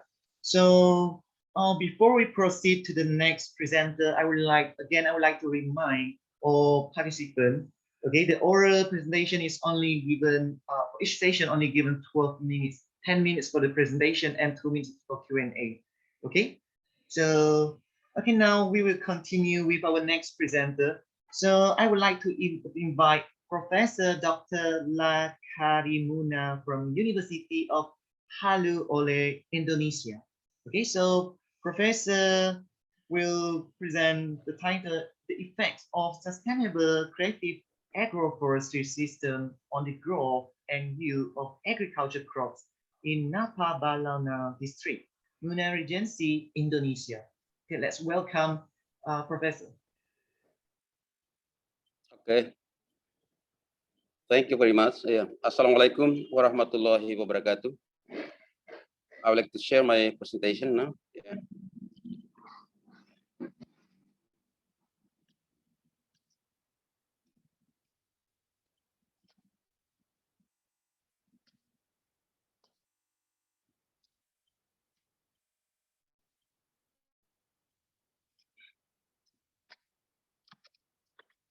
Well, okay, it's a great pleasure for me to present my paper in this conference in the KLIAFP10 2021.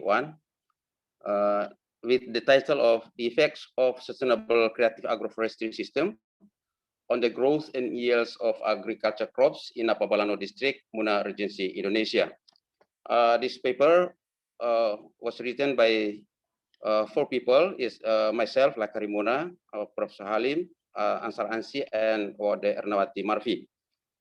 We are at a lecture from Agriculture Faculty, University of Haloleo, and the rest one, Wade Ernawati Marfi, is a lecturer and head of Forestry Department, Una Agriculture Higher Education, still Muna Regency.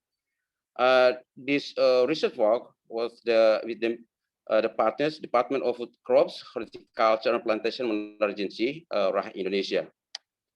Well, and introduction in this presentation is Southeast Sulawesi is a province out of 34 provinces in Indonesia, located in the eastern part of Indonesia, geographically situated in the southeast coast of Sulawesi, between 3 degrees to 6 degrees south latitude, stretching from west to the east, and land area covers 38,140 kilometers square, and consists of 15 regencies and 2 cities. One of them is Muna Regency, with huge area of agricultural crops, and also with forestry areas. Mostly about 80% of the population were engaged as farmers and practice sustainable agroforestry with thick trees base. And Muna Regency has an area of 2,057.69 kilometers square, or about 5% out of Southeast Sulawesi province, with flats, undulating, and hilly topographic area. And in 2009, the population is 180. The number of villages 182 villages, and 2 transmigration units with unique soil characteristics. We call it marginal land, and mostly potential to be developed as the integration of annual, perennial horticulture and plantation. 4 main watershed exits, covering areas of 197,962.27 hectares, and Lambiku River in Napabalone district as one of the important sources of water used by various purposes by the farmers in Lambiku and Pentiro village. The government has pointed out to accelerate agricultural production to achieve self-sufficient food, especially upland rice, maize, peanut, soybean, cassava, and horticulture crops. And the characteristic of marginal land is high potential food crops, either intercropping maize and soybean, or monocropping. Maintain a source of high-tech trees, and 70% of land in Southeast Sulawesi has constraints with low pH, high aluminum, ferrum, and mangan, low nutrient availability, and low organic soils. So, innovation of bocasifluo fertilizer dominated by Chromolena odorata and the local name of Komba is a main solution for the development of agriculture development integrated with forestries. We call it sustainable creative agroforestry under the financial support from the government from 2019 to 2021. The main important of the technology is control bocasifluo is improving physical, chemical, biological, and biological soil properties. And of course, by the application of this bocasifluo fertilizer might increase plant growth in yields and improving revenue, and also for the community welfare. Napabalano district is with the total area of 105 kilometers square, or about 5.13% of Muna Regency, consisting of 5 villages and 2 transmigration units, with the total population in 2017, 11,585 people. With the population density is 105 people per kilometer square. And farmers accept new innovation technology, and we call it sustainable creative agroforestry system, with already applied by the most of the farmer in Lambiku and Pentiro village. Statement is how the effects of sustainable creative agroforestry system on the possible change of farmers' profiles and the growth in yields of agricultural commodities have been unknown, and therefore need to be studied. The main objective of the research is to evaluate the condition of sustainable creative agroforestry application and its effects on the growth of yields of agricultural crops recently under 1 and 2 years of peak trees stands, and also to analyze the prospect of its development on the quality of human resources in Lambiku and Pentiro village, Napapalano district. Material and methods. This place and time. This research was conducted in Lambiku and Pentiro village, Napapalano district, Muna Regency, held from December 2020 to April 2021. So 2 months ago, it's already completed the result, and now started for the next phase. An analytical lab for soil collection, the sample of the soil and plant tissue were collected and analyzed in the Laboratory of Agrotechnology Department, Faculty of Agriculture, Harvard University, and further laboratory work was conducted in Baitrop, Bogor, Indonesia. Materials and equipment, materials including upland rice, local maize, local peanut, soybean variety of daring one, bokashi fertilizer, paper labels, plastic, and newsprint. Equipment, analytical balance, and so on. The methods, there are two main methods. We call it qualitative survey and qualitative method. Qualitative survey, there are 80 respondents from 2 villages, Lambiku and Pentiro village, were surveyed using questionnaire covering the characteristic of respondent, age, income, low owned, and number of trees, as well as their perception of on agroforestry system and research condition of agroforestry practices. And for quantitative method, using demonstration plot, and research was arranged in randomized block design, RPD, 1 factor, bokashi fertilizer, and there are 4 treatments without bokashi fertilizer, 3 tons per hectare, 6 tons per hectare, and 9 tons per hectare, and repeated 4 times, so there are 16 experimental unit for each crops. Data collection and analysis and qualitative data tabulated using Excel program and analysis using the descriptive analysis. And for demonstration plot, the provision of bokashi, we started with the provision of bokashi fertilizer, dominated by Chromolina odorata, and we call it komba-komba, and also added with cow dung, and also EM4, and also with sugar. The plants are planted in intercropping or with space arrangement 120 centimeters times 40 centimeters of maize, and 30 centimeters times 30 centimeters for peanut and soybean, and 40 centimeters times 30 centimeters for upland rice, and 60 centimeters and 60 centimeters for cassava. And variable of research, especially for grow component, is plant height, number of leaves, leaf area at 6 weeks after planting, WAP, and yield component for 100 seed rate, and yield of crop, upland rice, local maize, local peanut, and soybean dari wang.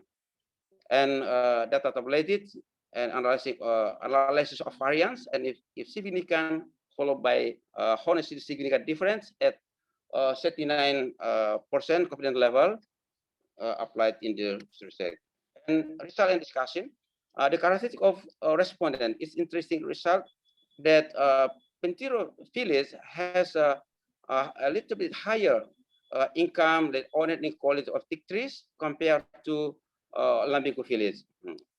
And we can see that the farmers' respondent income we can earn until 1 billion to 1,800,000 rupiahs per week. So this is a little bit higher because they earn money not only from the result of agriculture crops, but also from other products from forestry and also from the technological processing of food crops.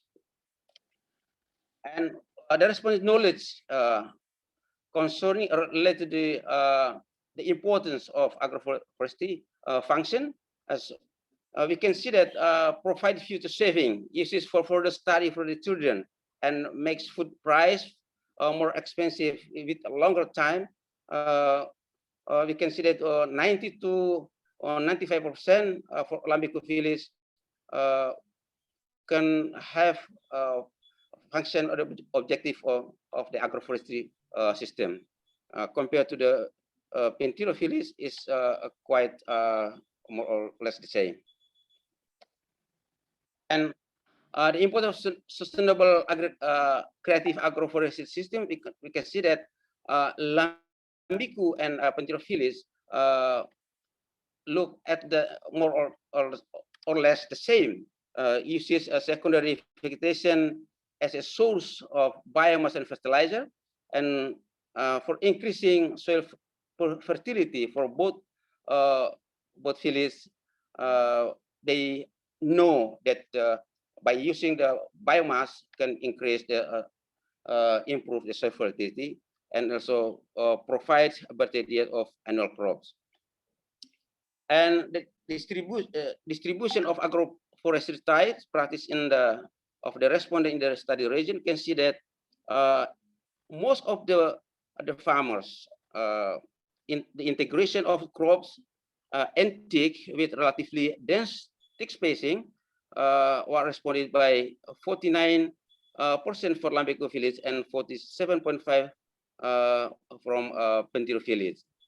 So quite higher in Penterophilis compared to the Lambicophilis. But for miscropping of food crops, a little bit higher in Lambicophilis compared to the Penterophilis. But for the integration of food crops or horticulture between forestry crops, more or less the same. You can see the impact or the effect of sustainable creative agroforestry on the growth component for plant height. You can see the higher the doses of bokashi plus fertilizer applied, the higher the plant height obtained, and the highest plant height were mostly obtained in the 9 ton per hectare. This is occur not only in upland rice but also for local maize, local peanut, soybean variety dairy one, and also for cassava. And the figures in common followed by the different letters our significant difference using honestly significant difference at 95 confidence level. Similar to the plant height, the number of leaves also, we can see the higher the doses of bokashi plus fertilizer, the higher the number of leaves obtained. And the highest number of leaves can obtain in the treatment of 9 ton per hectare, and mostly are significant different compared to without bokashi plus fertilizer. This occur for upland rice, for maize, local peanuts, soybean, and also cassava, both in 1 year of thick tree stands and also in 2 years of thick trees. Excuse me, Prof. Karimuna. Would you mind to end your presentation in 1 minute? Okay, yeah. Because we have limited time. Yeah, thank you so much. Yeah, okay. we going to the conclusion and recommendation that sustainable creative agroforestry system had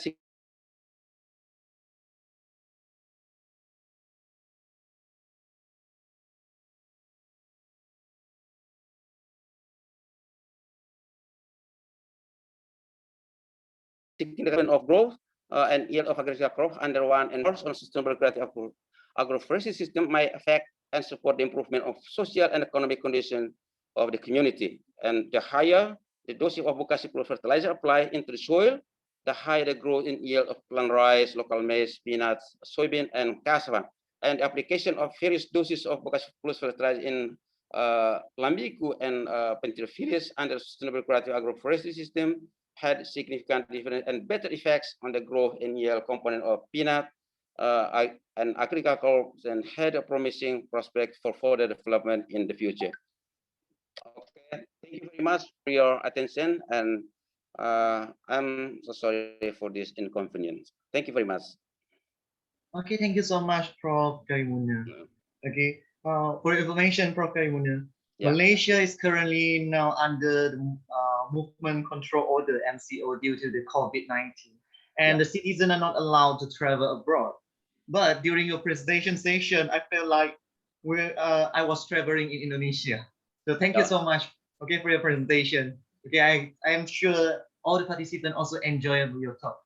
Okay, so now we will open the session, Q&A session. Okay, any questions from the audience?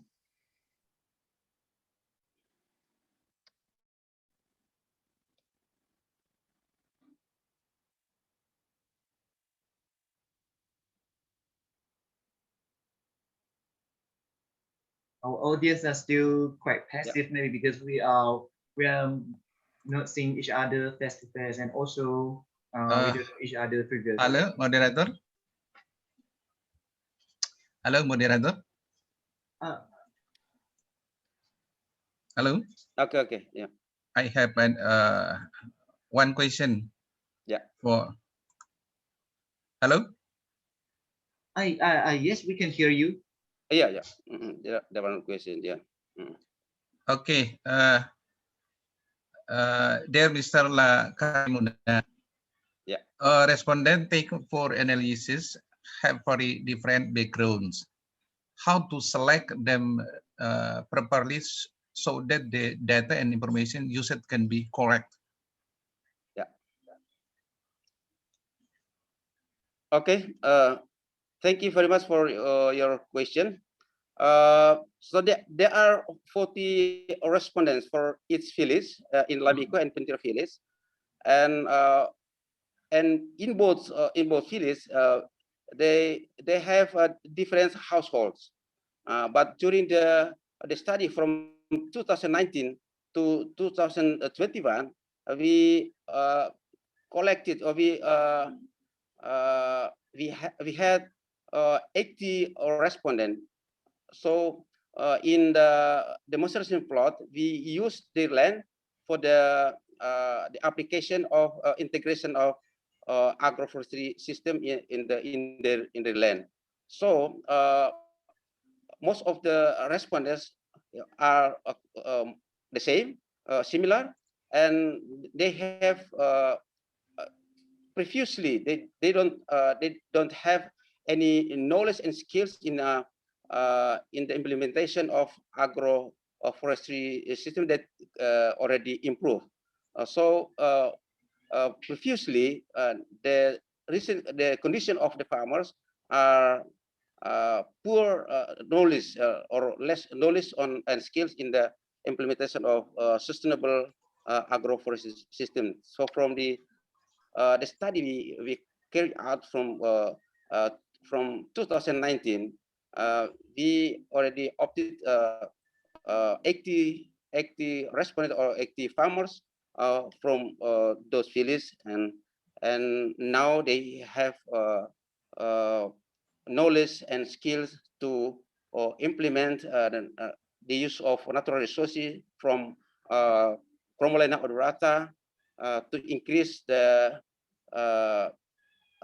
nutrient availability in the soil, because most of the soils are poor nutrients and also organic matters. So from this research work, the improvement of soil quality and also the quality of the farmers and condition mostly improving. Something like that. Yeah. Thank you very much. Okay, how are you about the best technology that using for agriculture in this location?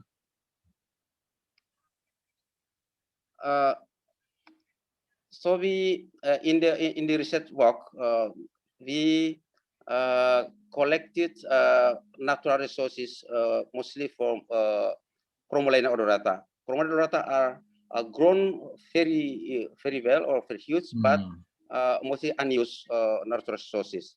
But when we analyze the nutrient content of the Cromolina odorata, most of the organic materials contain a huge number of nutrients. So we collected Cromolina odorata and also we mix with cow dung and chicken dung, and also using effective microorganism 4 or EM4, and also add with sugar, and we to make we call it bokashi plus fertilizer and something like that. Yeah. Okay, thank you very much.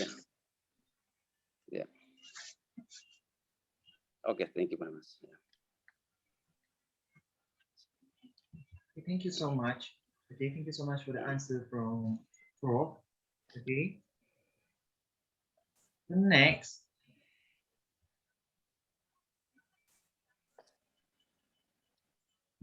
Excuse me, can you hear me? There's something good. Okay. I think it's okay now. Okay, so now I would like to invite our next presenter. Okay, also our fourth presenter for today's session, Dr. Ilyana Abdullah from Nilai University. So she will talk on the evaluation of overall equipment effectiveness performance in the Malaysian palm oil mill. It is a case study. Okay, so let's welcome Dr. Ilyana. Yeah, hi. Assalamualaikum, Dr. Yusuf. Thank you. Waalaikumsalam. Yes, okay. I will start my presentation. Let me share the screen first.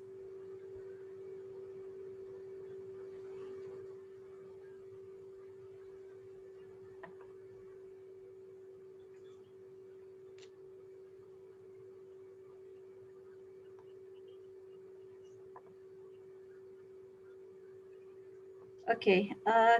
Can you all here see my my slide here? Yes. Yeah, doctor. Yeah, we can see your slide. Okay.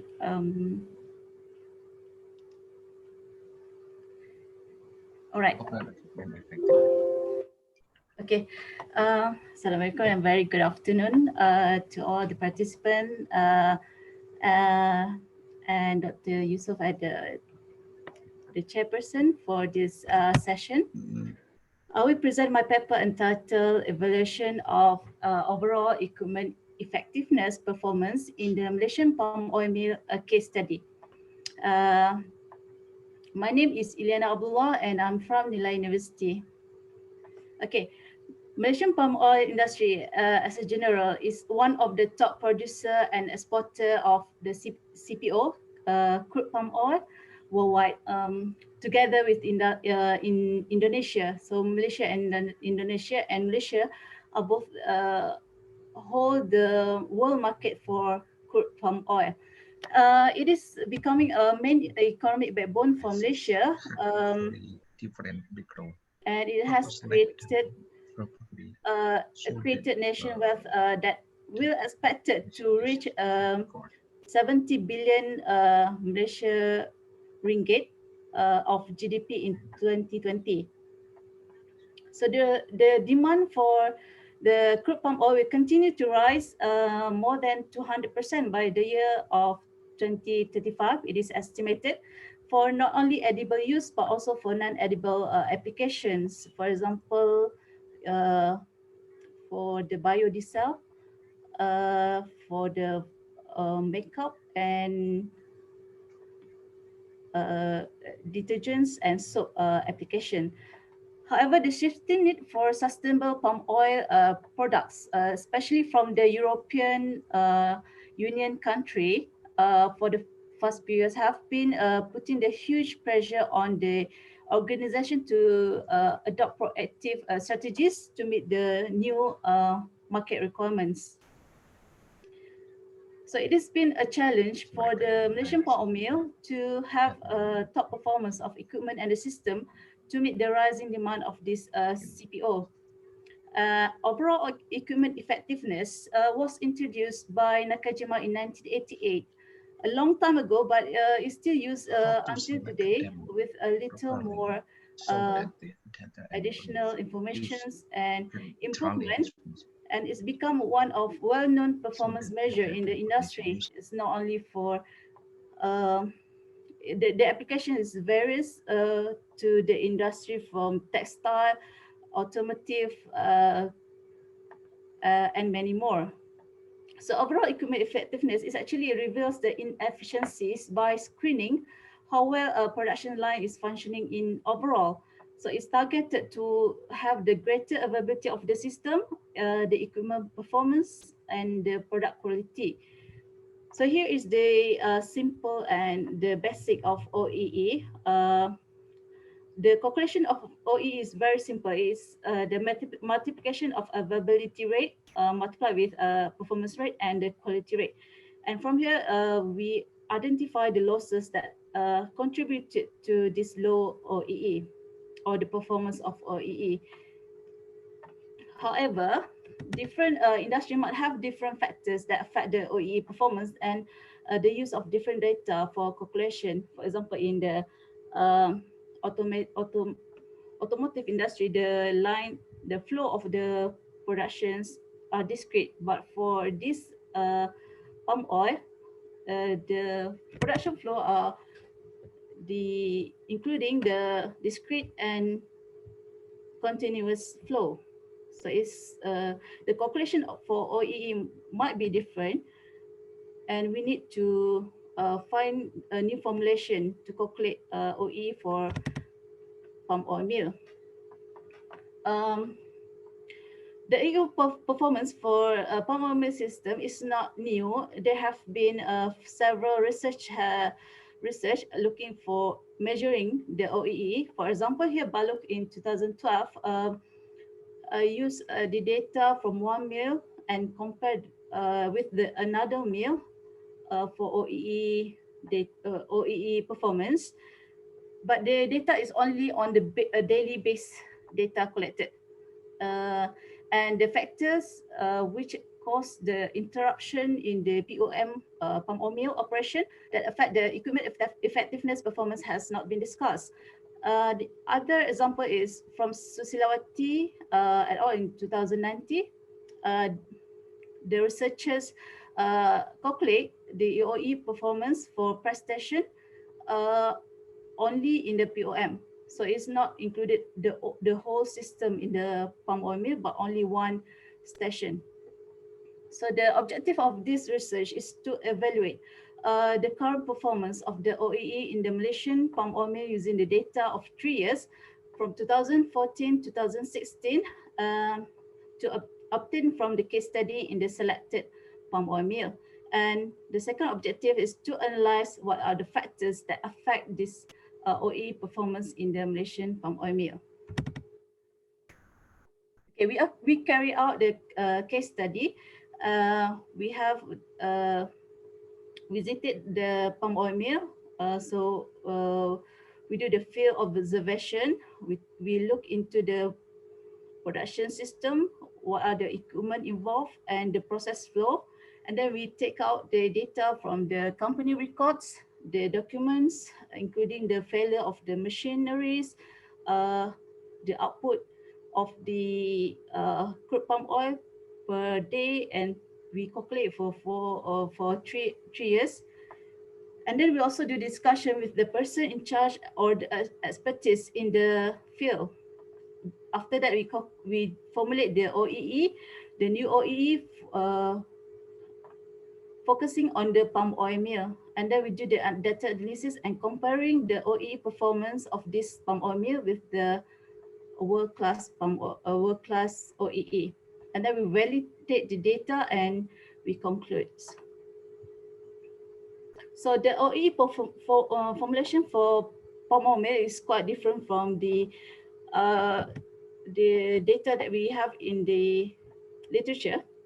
Although the OEE calculation is the same, but the items in the inside of the rate here are different. Okay,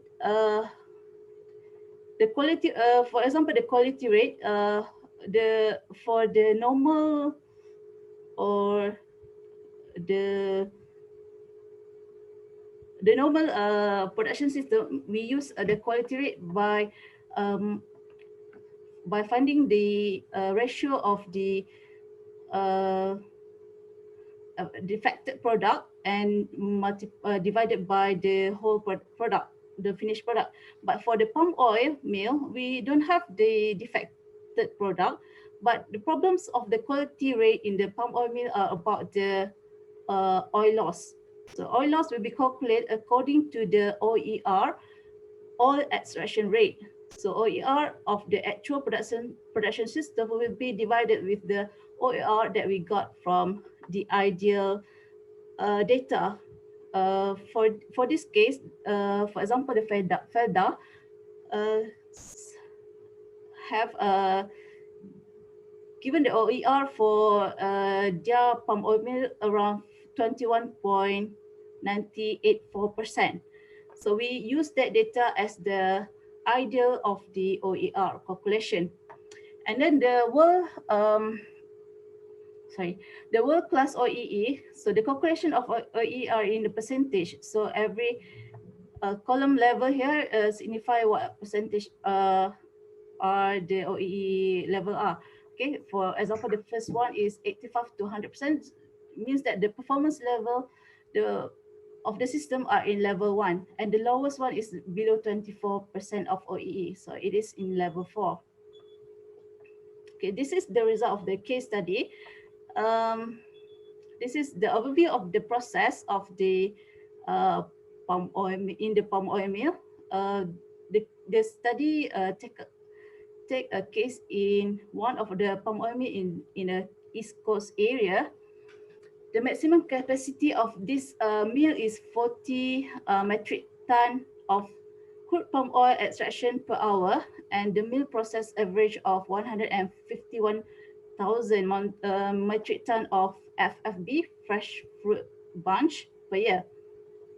So the main product for this mill are CPO, crude palm oil, and palm kernel. So actually palm kernel is like a waste, but it can be sold to get so we get more economic from this waste. Okay, so this is just a simple process flow of the palm oil. From the receiving of the fresh fruit bunch, it goes to sterilization, threshing, oil extraction, clarification, and purification. And then we got the crude palm oil. And then from the waste of the oil extraction, we call it presscate, it will get the palm kernel. So the production line in the palm oil is constructed in a serial configuration, and it consists of complex machinery.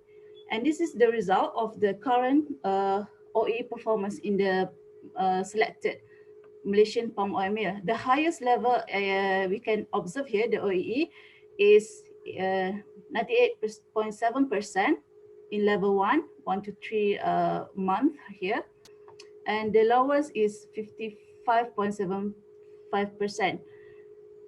And in average, the OEE performance in this mill are in around level 2. However, there is a trend of lower OEE between November until March of these 3 years, data 2020, 2014, 2016. So every year there is a trend, there is lower OEE. So further analysis and investigation about the OEE, the OEE again is about the availability rate multiplied with performance rate and quality rate. So we will look one by one: availability rate, performance rate, and quality rate. The lighter blue here is the quality rate. It is in a very good condition. It is around 94.29% to 99.6%. And the performance rate also good, is between 98.51 to 88.64%. And the lowest rate here is the availability rate. So we know that from the data here, the availability rate contributes to the lowest OEE performance. Okay, so from the availability rate, what are the factors that attribute to this lower availability rate? So from the analysis of the data, we found out that waiting time and breakdown are two main contributors to the lower OEE in terms of availability rate. So availability, waiting times indicator shows that it is uneven production. So it is include the queue of the next step in the operation, the finished product waiting to be shipped out, the order of equipment and waiting for the material, the equipment or the tools to perform its operation. So from here, we can see that there is a trend of the lower OEE in between November until March each year. So looking into the literature, it shows that the diversity in the climate and geographic condition, the yield are locked in the seasons with a minimum production around January to March and a peak in September and October. So that's why the availability value around this time is low, because we receive low raw material from the plantation, the fresh fruit bunch, FFB. Excuse me, Dr. Iliana, can you please end your presentation in 1 minute? Okay, sure. Okay. Thank you. All right, thank you. So around for performance rate also, there is we look into what are the factors that include either of equipment and quality rates are included, the FB reject, and beside that the breakdown contributes to all these three low of the rate, availability and performance and quality. So breakdown takes all these three factors. Okay, in conclusion, the benchmark to the world-class OEE, the result indicate that the OEE of the performance in the Malaysian palm oil mill that we do the study is commonly in level 2, ranging from 60 to 85. So it's considered good, but there is still more improvement that we need to do. It is acknowledged that the main factors that affecting the OEE performance was the availability rate, and further investigation found that the waiting time was the root cause of the low availability rate in the palm oil mill.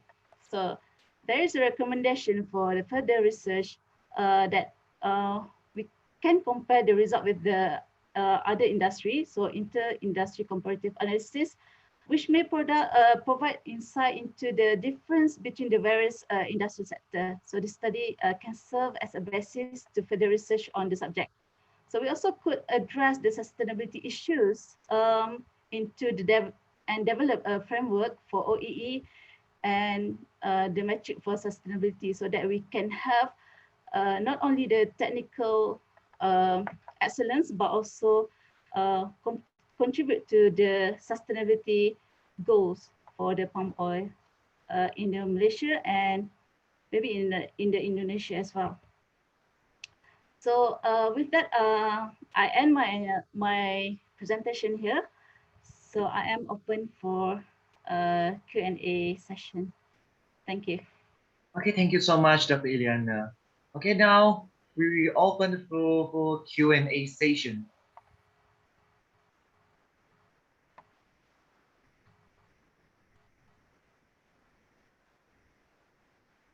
Is there any question from the audience? Is there any questions?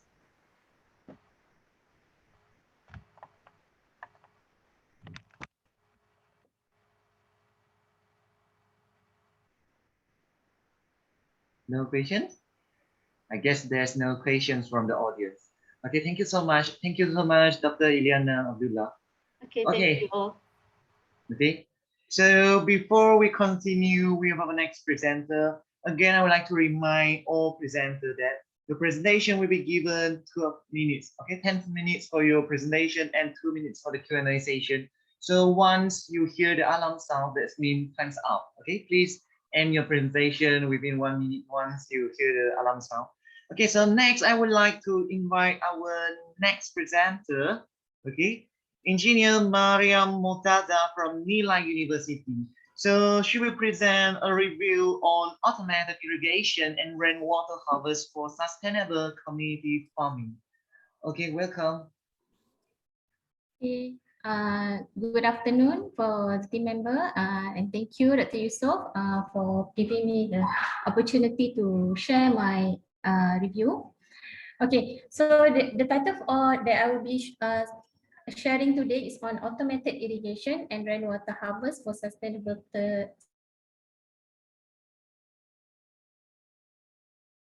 Dr. Nurul and Puan Hazila Abdul Samad. So all of us is from the Faculty of Engineering, Science and Technology in Nilai University. Okay, sorry. Yeah. Okay, so it is important to identify what is community farm first. So community farm is basically an initiative by the Malaysian government in order to help reduce and especially for the low income earners in Malaysia. The first community farm is located in Putrajaya in Malaysia. And during the 2021 budget, the Malaysian government has allocated about RM 30 million worth of fertilization kit as well as planting medium. Instead of giving directly cash, they give the subsidized equipment for the community farm. So community farm is defined by the size. The minimum size required, the minimum proposed size is about 929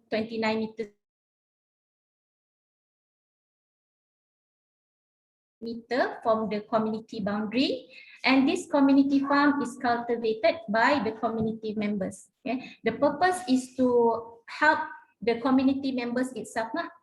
For example, the community members who are living near the location. So the main purpose is to help reduce the expense, and on top of that, to increase the income of the community members. Okay. So on the problem statement, what are the irrigation challenges done in the community farm? So basically, community farm, which is targeted to the low income earners, they are working multiple jobs. Here they have very limited leisure time, let alone the extra leisure time for them to do the maintenance on the community farm. Okay, so referenced by Hassan 2017, which has done a review on this topic. Secondly, automated irrigation, although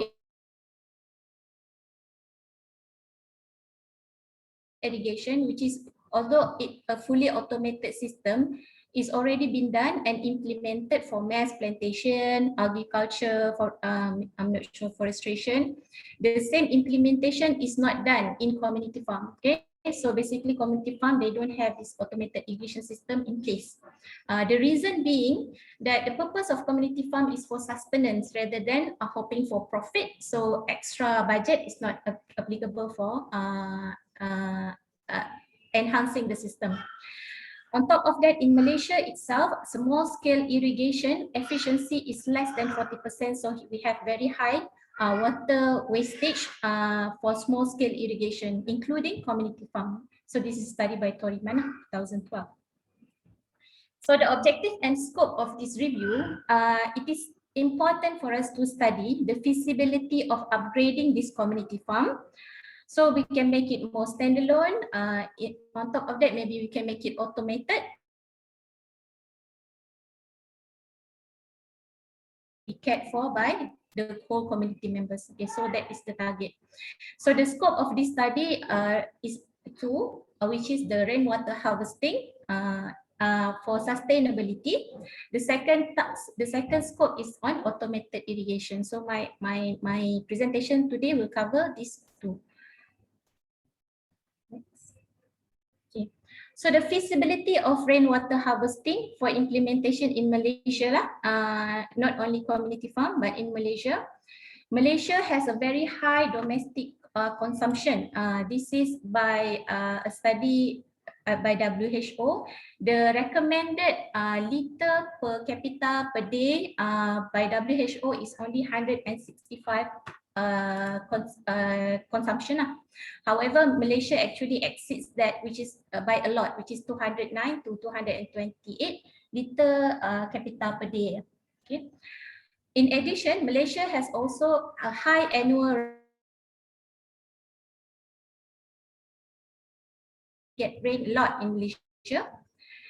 So it is actually feasible for us to invest further regarding this rainwater harvesting and implement in Malaysia.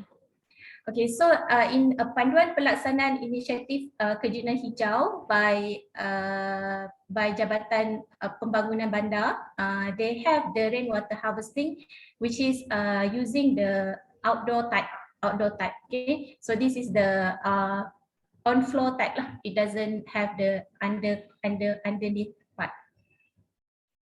Okay. Okay, so rainwater harvesting catchment types, there are few, but in this study we have included the rooftop, catching the water by rooftop, and then by pond, either using of terraces or pits, but there's a lot more which still required to be studied. And the rainwater harvesting application can be used in aquaponic, for example, used in aquaponic garden, in dry spell area where they get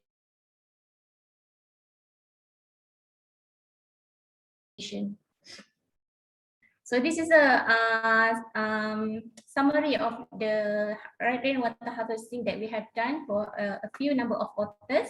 The geographic focus is on a few number of countries such as China, Brazil, Indonesia, USA, Bangladesh, Australia, Malaysia itself, and Kenya.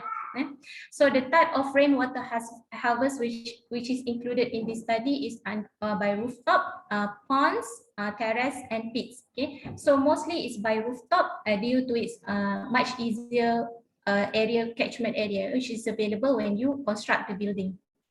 So these are used to study the water quality. It also is used in aquaponics, irrigation for lettuce, paddy cultivation, garden irrigation, water quality, dry spell, micro irrigation, and drip irrigation. So the sustainable analysis that we have done is under technology, economy,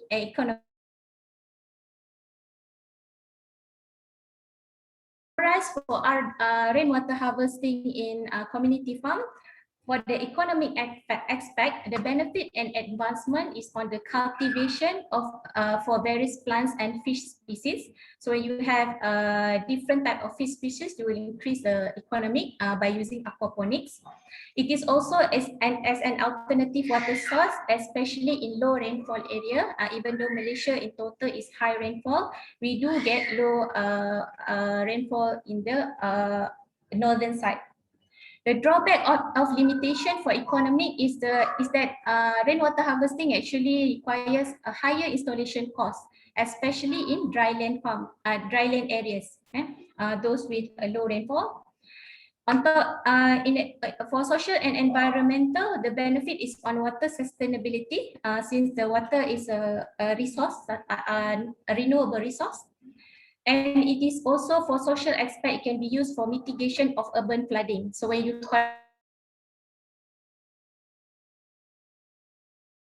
However, the public concern on water pollutant, especially urban areas, is high on the environmental.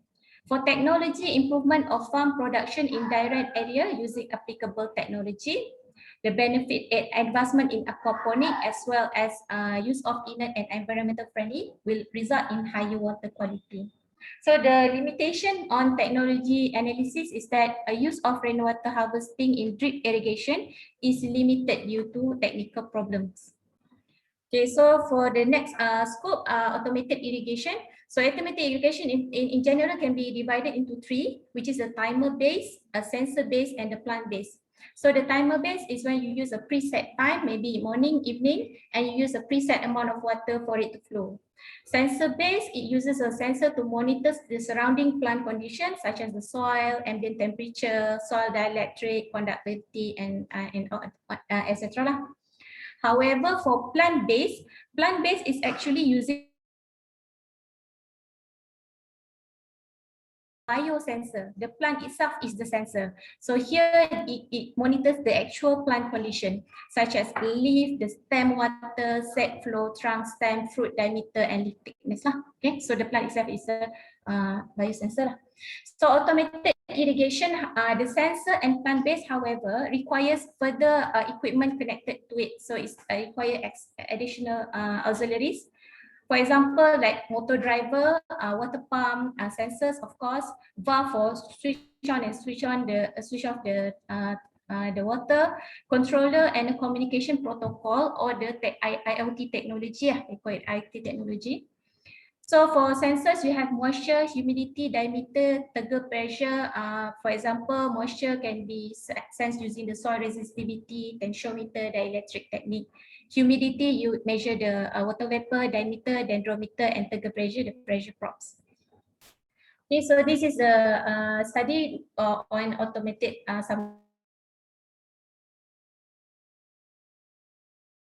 Arduino, PIC, peripheral interface controller, communication protocol technology. Sometimes we can use wired, wireless sensor network, RFID, Zigbee, Wave, GSM, and all that. Okay, so all this type of communication protocol technology has been implemented for sensor based. So for automated plant-based, for example, the sensor is located directly on the plant. For example, this one is connected on the diameter trunk, and the number of sensor depends on the diameter of the trunk. If it's larger, then the quantity will be higher. Here, the sensor is measuring the leaf thickness. So the concept is that when water is available in high quantity on the leaf, the diameter is higher compared to when water is very low. Okay, so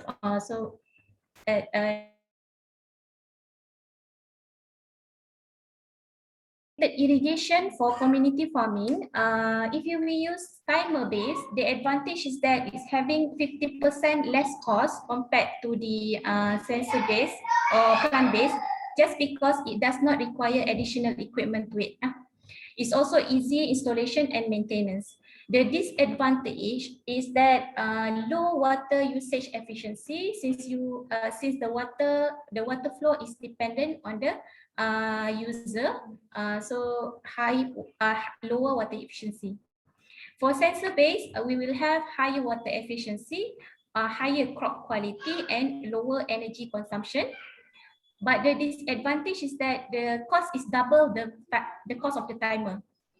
On top of that, the quantity depends on the sensor, mostly based on the quantity of plant. So if you have a higher plant, you require a higher quantity of sensors. The installation is of course more complex since we require additional equipment connected.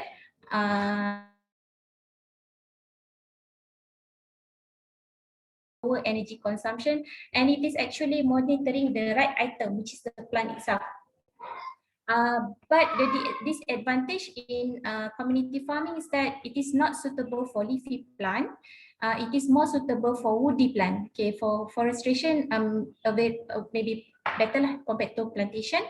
Considering the cost of installation might be higher than the profit. Okay. Installation is of course more complex because dependent on the equipment, and on top of that, you might require reinstallation based on the plant growth. So the larger the diameter grow, you need to reinstall the sensor. Okay, so as a conclusion, community farm has the potential to be more sustainable, to improve on the sustainability by integrating as well rainwater harvesting as with the automated irrigation. Rainwater harvest can be further enhanced by reduction in investment costs because it is actually confidence regarding rainwater harvest, especially in Malaysia. This can be done by subsidies by the government, which is done elsewhere, other countries. Timer-based timer-based irrigation using timer presents a cost-effective short-term solution for automated system. However, if we use sensor-based will provide further precision in community farming long-term. And finally, the benefit of the system will cover economics such as reducing expenditure of the community members, generate extra income when they have the plantation, when they have the produce to be sold. In terms of social, by eating healthy food, they will be leading a healthy lifestyle, and as well and on environment. When you use the rainwater harvesting, it is a good management of water resources. Okay. So with that, I end my presentation.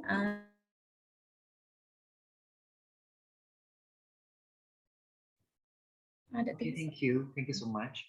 So now we open the session for Q&A. We would like to hear the questions from the audience.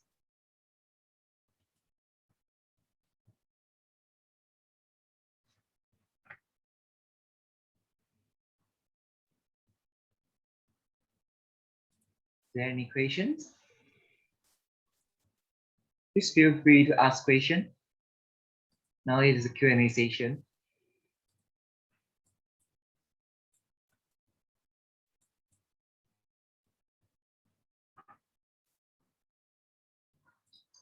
Okay, I guess there's no question from the audience. So thank you so much, Senior Mariam. Okay, thank you.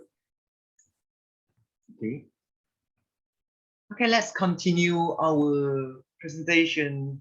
Okay, so next we will invite another participant, another presenter from Indonesia. Okay, now we welcome Dr. Nur Ainun SJ Pulungan from Gajah Mada University. So Dr. Nur Ainun will talk on the effect of slope and elevation on soil characteristic in tea plantation area. Okay, tea plantation. Okay, it is very interesting. Okay, now I pass the session to Dr. Ainun. Okay. Thank you, Mr. Chairman. Good afternoon, ladies and gentlemen. Oh, can you hear my voice first? Sorry. Yeah, we can hear you. Yes, okay, thank you. Thank you, Mr. Chairman, and good afternoon, ladies and gentlemen. So today I would like to present our research, but first let me to try to share our presentation first. Yeah. Okay, so today I would like to present our research. Actually, this is still a preliminary result yeah, of our whole research activity. This is one of our student bachelor thesis entitled "The Effect of Slope and also Altitude on Soil Characteristic in Tea Plantation Area," which is the case study in Pagilaran Company, Central Java Province, Indonesia. So we are all from Department of Soil, Faculty of Agriculture, Universitas Gadjah Mada, Indonesia. So maybe first of all, I would like to bring you all to know the history of tea in Indonesia. Yes, this is in Bahasa, but I will go through directly to this point. What I would like to show you that Indonesia, the tea plant has been introduced to Indonesia since a long time ago. Yeah, it has been since 1684. Tea seeds from Japan has entered Indonesia, which was brought by a German person named Andreas Kleyer. Yeah, so it has been a long time ago. Tea plant introduced it in Indonesia, and we cannot deny that a tea plant nowadays become a primary plantation commodities in Indonesia. And here you can see the distribution of the plantation area in Indonesia. Among the 5 biggest islands in Indonesia, there are 2 islands that are dominated by tea plantation area, such as Java Island and also Sumatra Island. And if we look it into detail, in Java Island, there are 2 provinces that has a tea domination of tea plantation areas, such as West Java and also Central Java provinces. And in Sumatra Island, there are North Sumatra, West Sumatra, and also Jambi provinces, which is also dominated by tea plantation area. And among those 5 biggest tea production in Indonesia, I can show you that West Java is the biggest tea production in Indonesia among the others, yeah, because West Java has about 44,000 hectares of tea plantation area, and then followed by Central Java province, which has 4,000 hectares of tea plantation area, and then followed by the West Sumatra province, which has 2,000 hectares of tea plantation areas. And then among those tea plantation that we have in Indonesia, if we compare the tea production among the types of the company, about 40% of the tea production are still produced or maybe still held by the government plantation. Yeah. But for the rest, about 35% plantation tea production was belong to the community plantation, and also about 25% the tea production belongs to or derived from the private plantation. So what we are facing today, that also even though we have a lot of large area of tea plantation, but now we are facing the decreasing of tea plantation area. Yeah, as we know, the need for agricultural land, or maybe the need for humankind purposes, has changed land use quite significant. Yeah, so this land use changes significantly cause the decreasing of tea plantation area for one reason. But for the other reason, the decreasing of tea plantation area also can be caused by the economical factors, which is these economical factors can cause another impact to the technical problem for the land management in the plantation area itself. Yeah, that's why we are now facing the decreasing of the plantation area. And those decreasing area also followed by the fluctuative tea plantation productivity in Indonesia.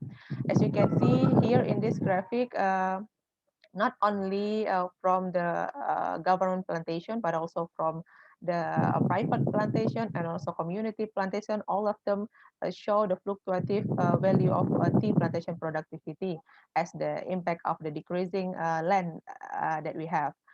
And the next impact is the export volume of Indonesian tea also getting decreased. Yeah, since 2011 until 2015, based on the study of Basarudin et al. 2019, they stated that there is a decreasing export volume of tea, of Indonesian tea. Yeah, that we face right now.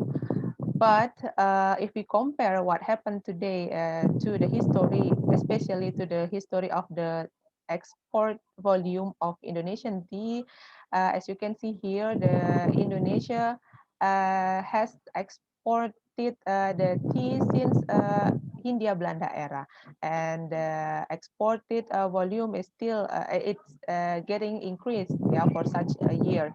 But since 1975, the export volume of Indonesian tea is getting decreased significantly. Yeah, and this condition also has a contradictory situation to the global tea trade. Yeah, because the global tea trade show another result. Yeah, the global tea trade show the increasing of tea production as you can see here since 2010 until 2020. There is a significant increasing of global tea trade. Why it could happen? Because in our perspective, yeah, as we know, the changing of the tea. I mean, we nowadays use tea not only for as a drinking serve for a special person. Yeah, tea nowadays has turned into a lifestyle for young people or maybe for millennial people. As we know, there are so many tea products such as instant drink made from tea or maybe milk tea or maybe Thai tea, yeah, which also cause the demand of tea getting higher and higher in the nowadays.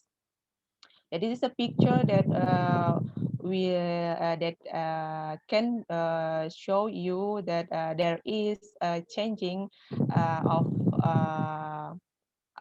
uh, changing of the tradition, yeah, to use the tea, which is at the past time tea usually only used for the special event, for the special event and also for the special person. But nowadays tea is like a common drink for everybody.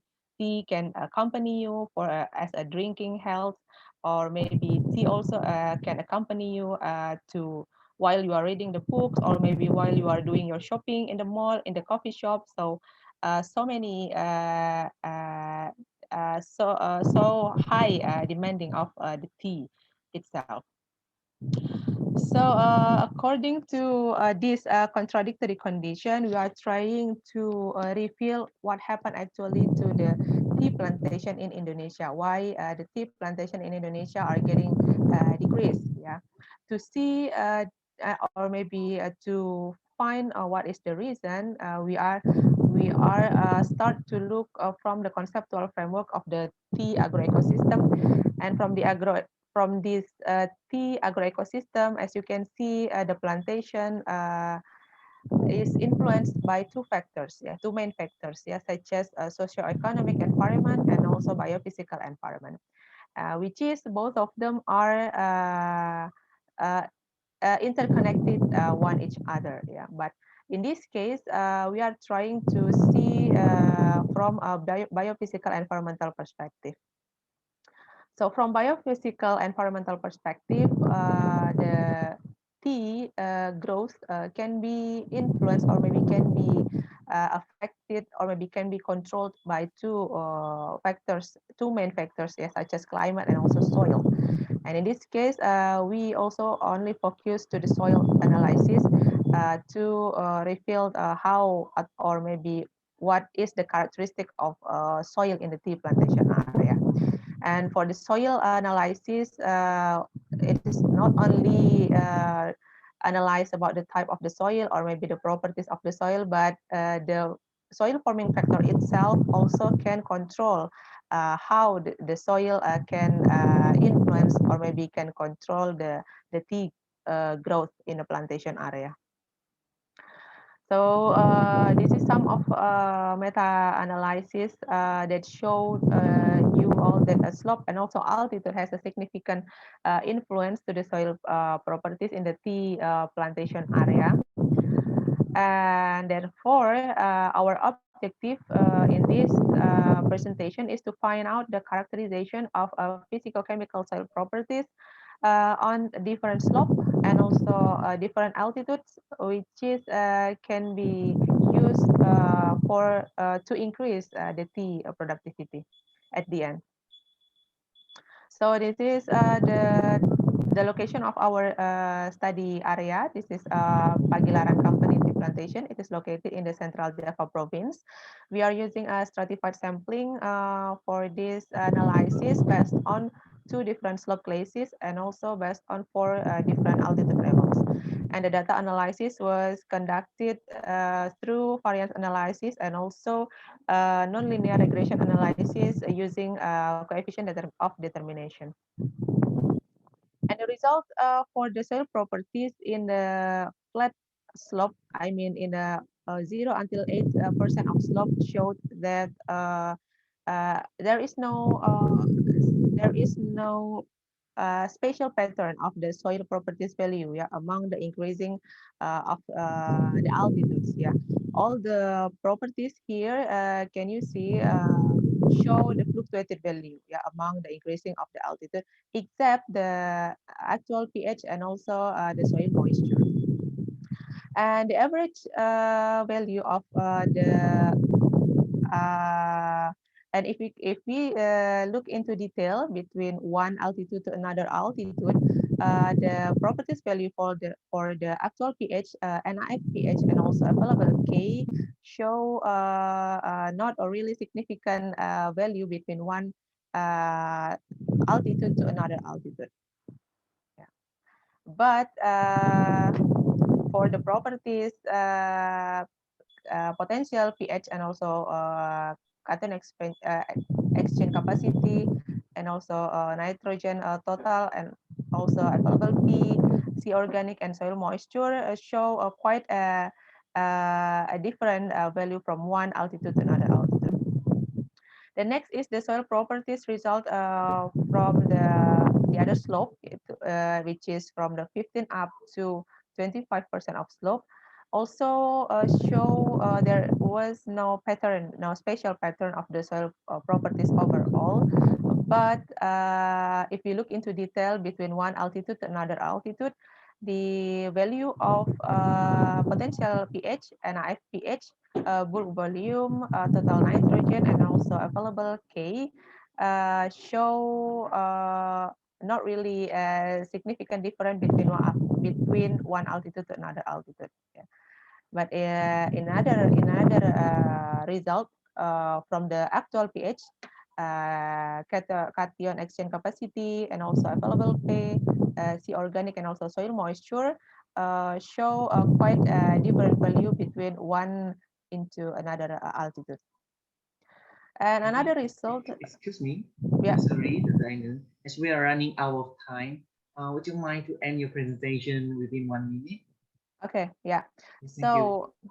Okay, thank you. So another result from our nonlinear regression analysis, which will show the influence of the slope, we can see that the slope really significantly influenced the NIFPH and also the available K.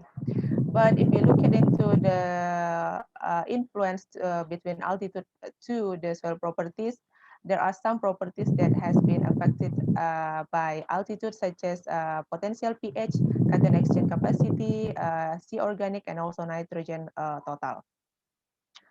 So why it could happen related to the slope? In some, maybe I will just directly to the conclusion.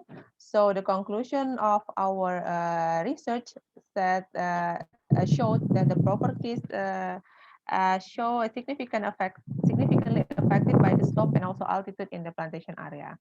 And also the influence of altitude to the soil properties will show it is much higher than the influence of slope to the soil properties. So altitude give a significant impact to the soil properties than the slope. And among the soil properties, the NIFPH and available K show a strong relationship to the slope. But C organic, total N, cation exchange capacity, and also potential pH show a strong relationship to the altitude. So I think that's all on my presentation today. Thank you for the time. Good afternoon. Okay, thank you so much, Dr. Ainul. Okay, now we open the floor for Q&A session.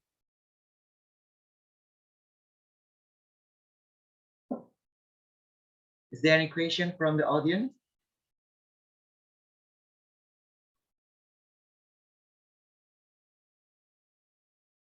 No question? Okay, I personally like tea very much, Dr. Ainun. I like tea very much. Thank Okay. you. But unfortunately, I have never been to Indonesia before this. And I also never knew that there's a large area of tea plantation in Indonesia. Okay, so I have a question here regarding tea. Okay, basically there are many types of tea. Okay, there are like the black tea and green tea, right? Okay, may I know, are they come from the same plant or they come from different species of tea?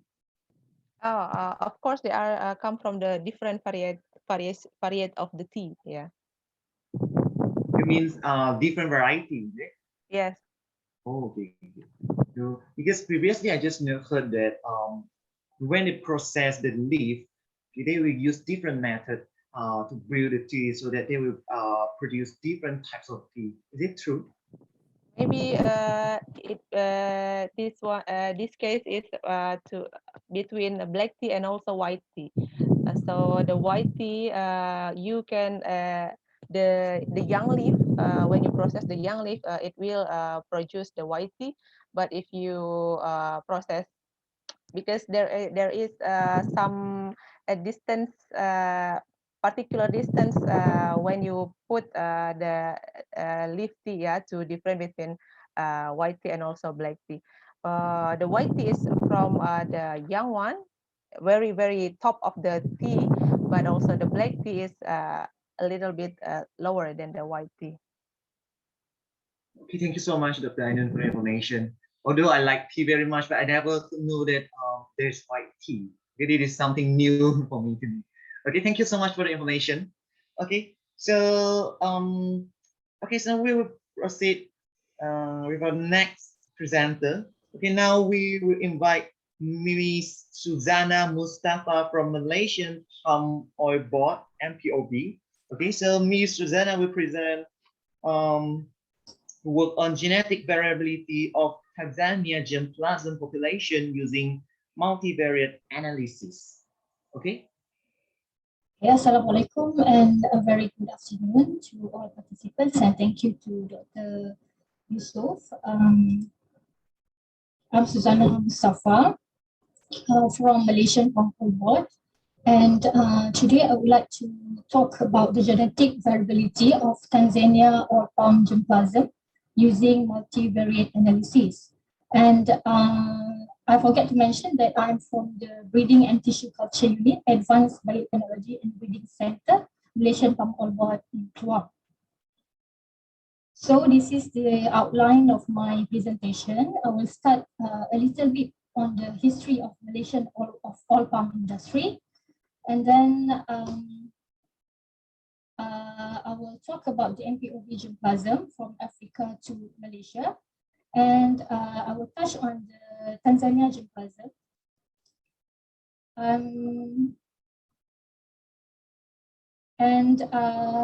Followed by discussion about the core value of the study and what we can conclude or things to improve. Okay, just now we have seen the history of tea by previous presentation, and now we will look at the history of Malaysian oil palm industry. In 1848, 4 oil palm seeds were brought from Africa via Mauritius and Amsterdam and planted in Indonesia. And about 20 years later, the Deli Dura palms, the seeds originated from the Bogor, were sent and planted in the Deli, Sumatra district. And the Deli Dura populations were introduced to Malaya at that time by the British as an ornamental palm tree. And in 1917, the first estate has been established in Malaya at Tanamaran Estate in Selangor. And in 1960, after the government at that time introduced the diversification policy, the Malaysian oil palm industry was gaining its full momentum to ease our dependence on rubber. And during that time, the FILDA scheme has been initiated.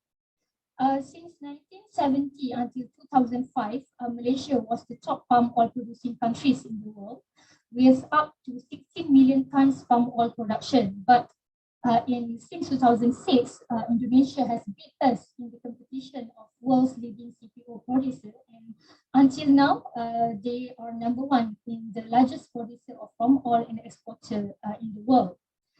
So since 14 years later, Malaysian in the oil palm industry has facing a major problem because we are stagnant. We have stagnant yield. The yield has been stagnated at 3.5 ton per hectare per year. And even though it can be related to many factors such as the planting density, management, labor shortage, pollination and harvesting problem, we believe that one of the factors is related to the narrow genetic base. Because as I mentioned earlier, the oil palm is originated only from 4 bogo palms, and the Deli Dura populations has become the foundation stock to in any breeding program in Malaysia. So one of the efforts carried out by MPOB has been initiated actually in 1973, when our previous officers has done several collections to 11 African countries, such as shown in the map here. They traveled to Nigeria first, the collection in 1973, and the last collection in 2010 is from Angola. And all of the germplasm from the species of Ilis sinensis in Africa were brought back and planted at MPOB Research Station Kluang in Johor. And today, this collection has formed the largest oil palm germplasm collection in the world. So I prepared this slide for those who are not so familiar with the oil palm. There are actually 3 food types of oil palm. The first one is Dura, Passifera, and Cedera. And in any breeding program, we usually cross the Dura type with the Passifera type to produce the Tenera type, which have high mesocarp content with oil extraction rate up to 20 to 30% and can produce up to 30% more oil than their parents. And for this study, I will focus on the Cedera type from the Tanzania germplasm collection. For the methodology, for the field planting, it was carried out in 1986 by our senior officers. There are a total of 660 open pollinated palms has been planted at Kluang and labeled as trial 256. And for the evaluation, we collect the data from for yield record and bunch analysis from 1994 until 2000. And all the data were systematically loaded into our breeding information system. And for this analysis, we selected 14 parameters for yield components and bunch quality from 1996 to 2000. And the total number were reduced to 598. And we run the principal component and cluster analysis by individual and population means because we want to see the genetic variability among the Tanzania germplasm to be used in future breeding programs. And this is the location sites showing the populations collected from Tanzania. The samples were collected from the western part and labeled as TZA01 and until TZA13 at MPOB Kluang. This is the list of field traits studied. There are actually 14 traits. The first 3 traits were yield components and the other traits were the bunch quality components. Okay, now we move on to the results and discussion. We can see from the correlation plot here, there are a difference of the size of the circles, which regards to the difference correlation value. The larger the circle means the higher the correlation value. And as expected, we found FFB is positively correlated to bunch number and bunch weight, but bunch number is negatively correlated to bunch weight. This is because these 2 main determinants of FFB is showing an antagonistic effect, which means that if we want to increase the bunch number, we have to compensate with the reduction in the average bunch weight. And we also found strong positive correlations with the kernel and oil component, and strong negative correlation for the shell and kernel component. Okay, the first step to do the principal component analysis is we have to determine how many principal components that we need to retain. And by looking at the eigenvalue more than 1, which we can see from here that the first 5 principal components have the agent value more than 1 indicates that this species account for more variance than accounted by one of the original variable. And this is commonly used as a cut-off point for which principal components need to be retained. And for the cumulative variance, the variance starts from 34% and it covers until 87% for PC5.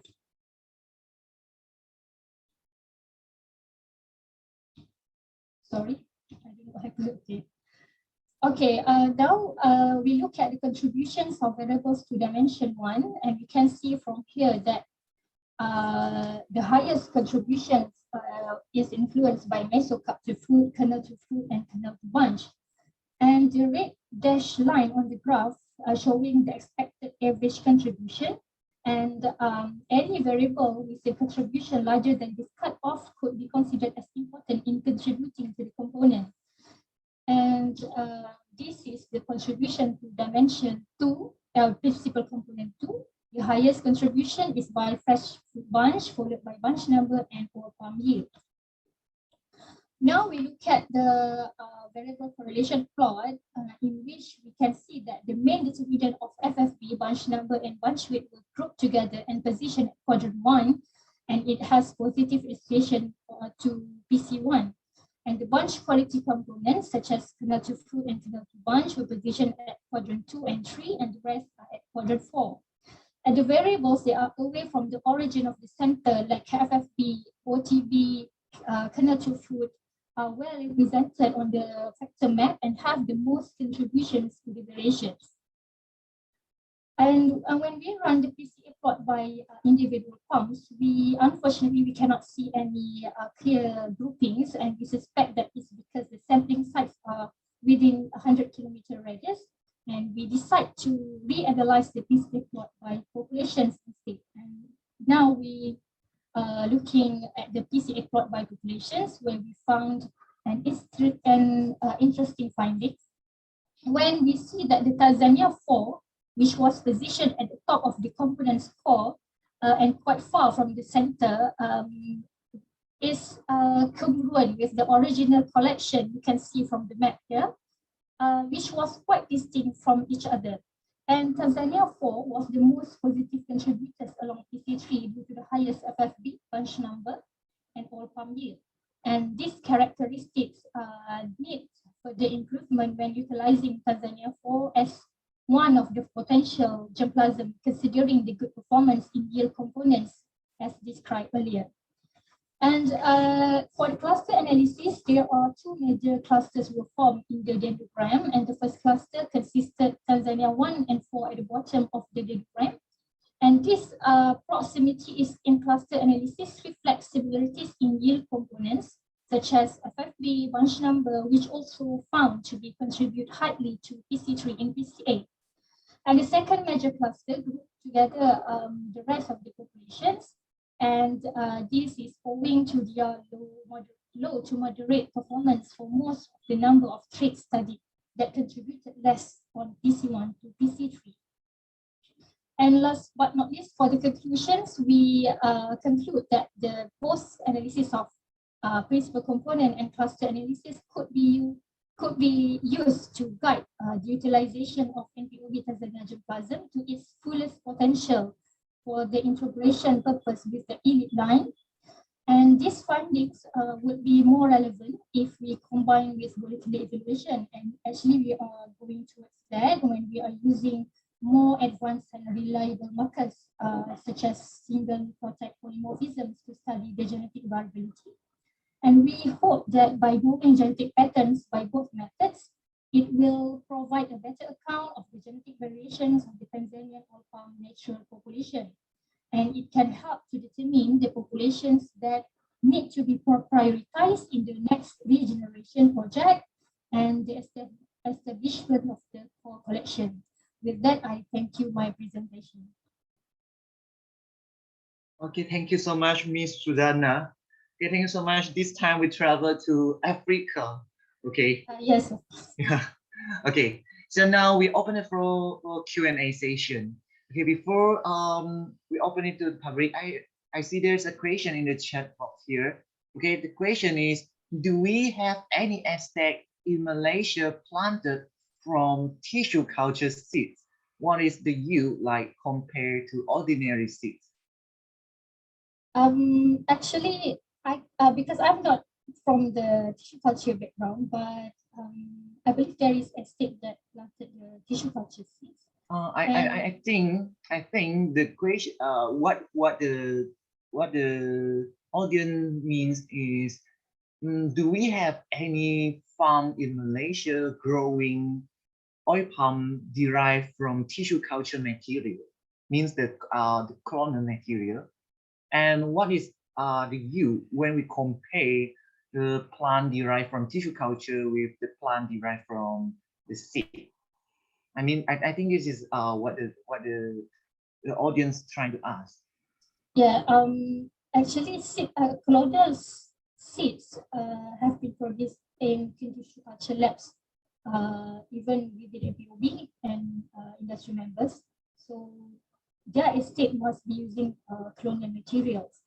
About yield, I believe that the clonal material is a very uniform in yield because they are evaluating the performance. But to compare with the DYP commercial, I think the yields will be higher than the conventional seeds. But the exact yield for clonal, that is, I'm not sure, because our current FFB yield for DYP commercial is about 16 to 17 ton per hectare per year. And VCPO yield about 19 million ton, but I'm not sure for the tissue culture seeds. Okay, just sharing. Okay, just for sharing. Previously, I have interviewed some staff from Felda and also Sandabi.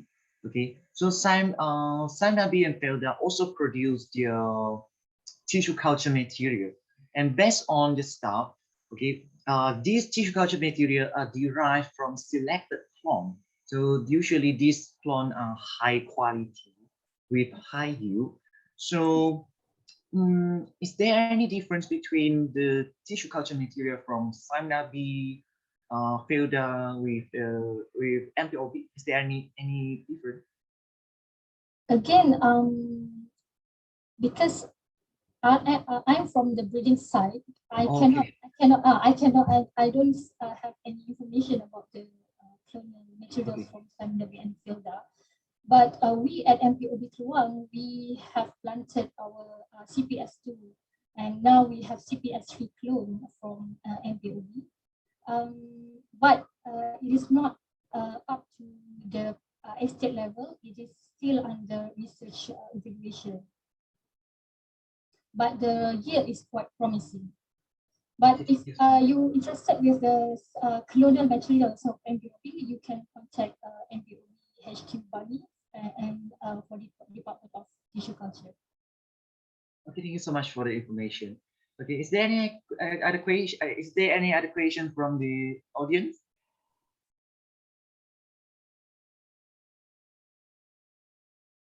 Is there any question from Indonesia side? Yeah, I have a question. Yeah. Okay, Prof. Okay, thank you very much for your opportunity. The question is, you have in your cluster analysis, there are two main clusters your final results, and how many variable do you use to make into two clusters? How many? Yeah. I beg your pardon. How many? Variables. Oh, yeah. 14 variables. Yeah. 14 variables. Oh, 14 variables. Oh, yeah. Okay. Yeah. Thank you. Is there any question? Is there any other question?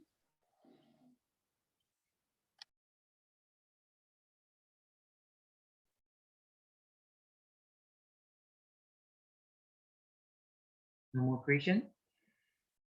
Okay, I guess no more question for the audience. So okay, that's all for today Q&A session. And thank you so much, Ms. Susanna, for the presentation. Okay, so with that, we have come to the end of this session. Okay, so it is such a fruitful session to everyone, and I'm sure all of you enjoy the session very much. So on behalf of the organizer UITM, I would like to thank all of you for your participation, and we hope that we'll be able to see you in our next conference, and also we'll be able to talk to each other face to face. Okay, so that's the end. So I will return the session to the host. Okay, Encik Nazmi. Okay, thank you so much. Thank you, Dr. Yusuf, for the good handling of the session just now. We have listened to 7 papers this afternoon in session 2, and we hope that all of you have benefited from the discussion. So our closing ceremony will begin shortly in room 1. So please join through the link provided in the chat room. So thank you again and see you then. You can join the link to room 1 in the chat.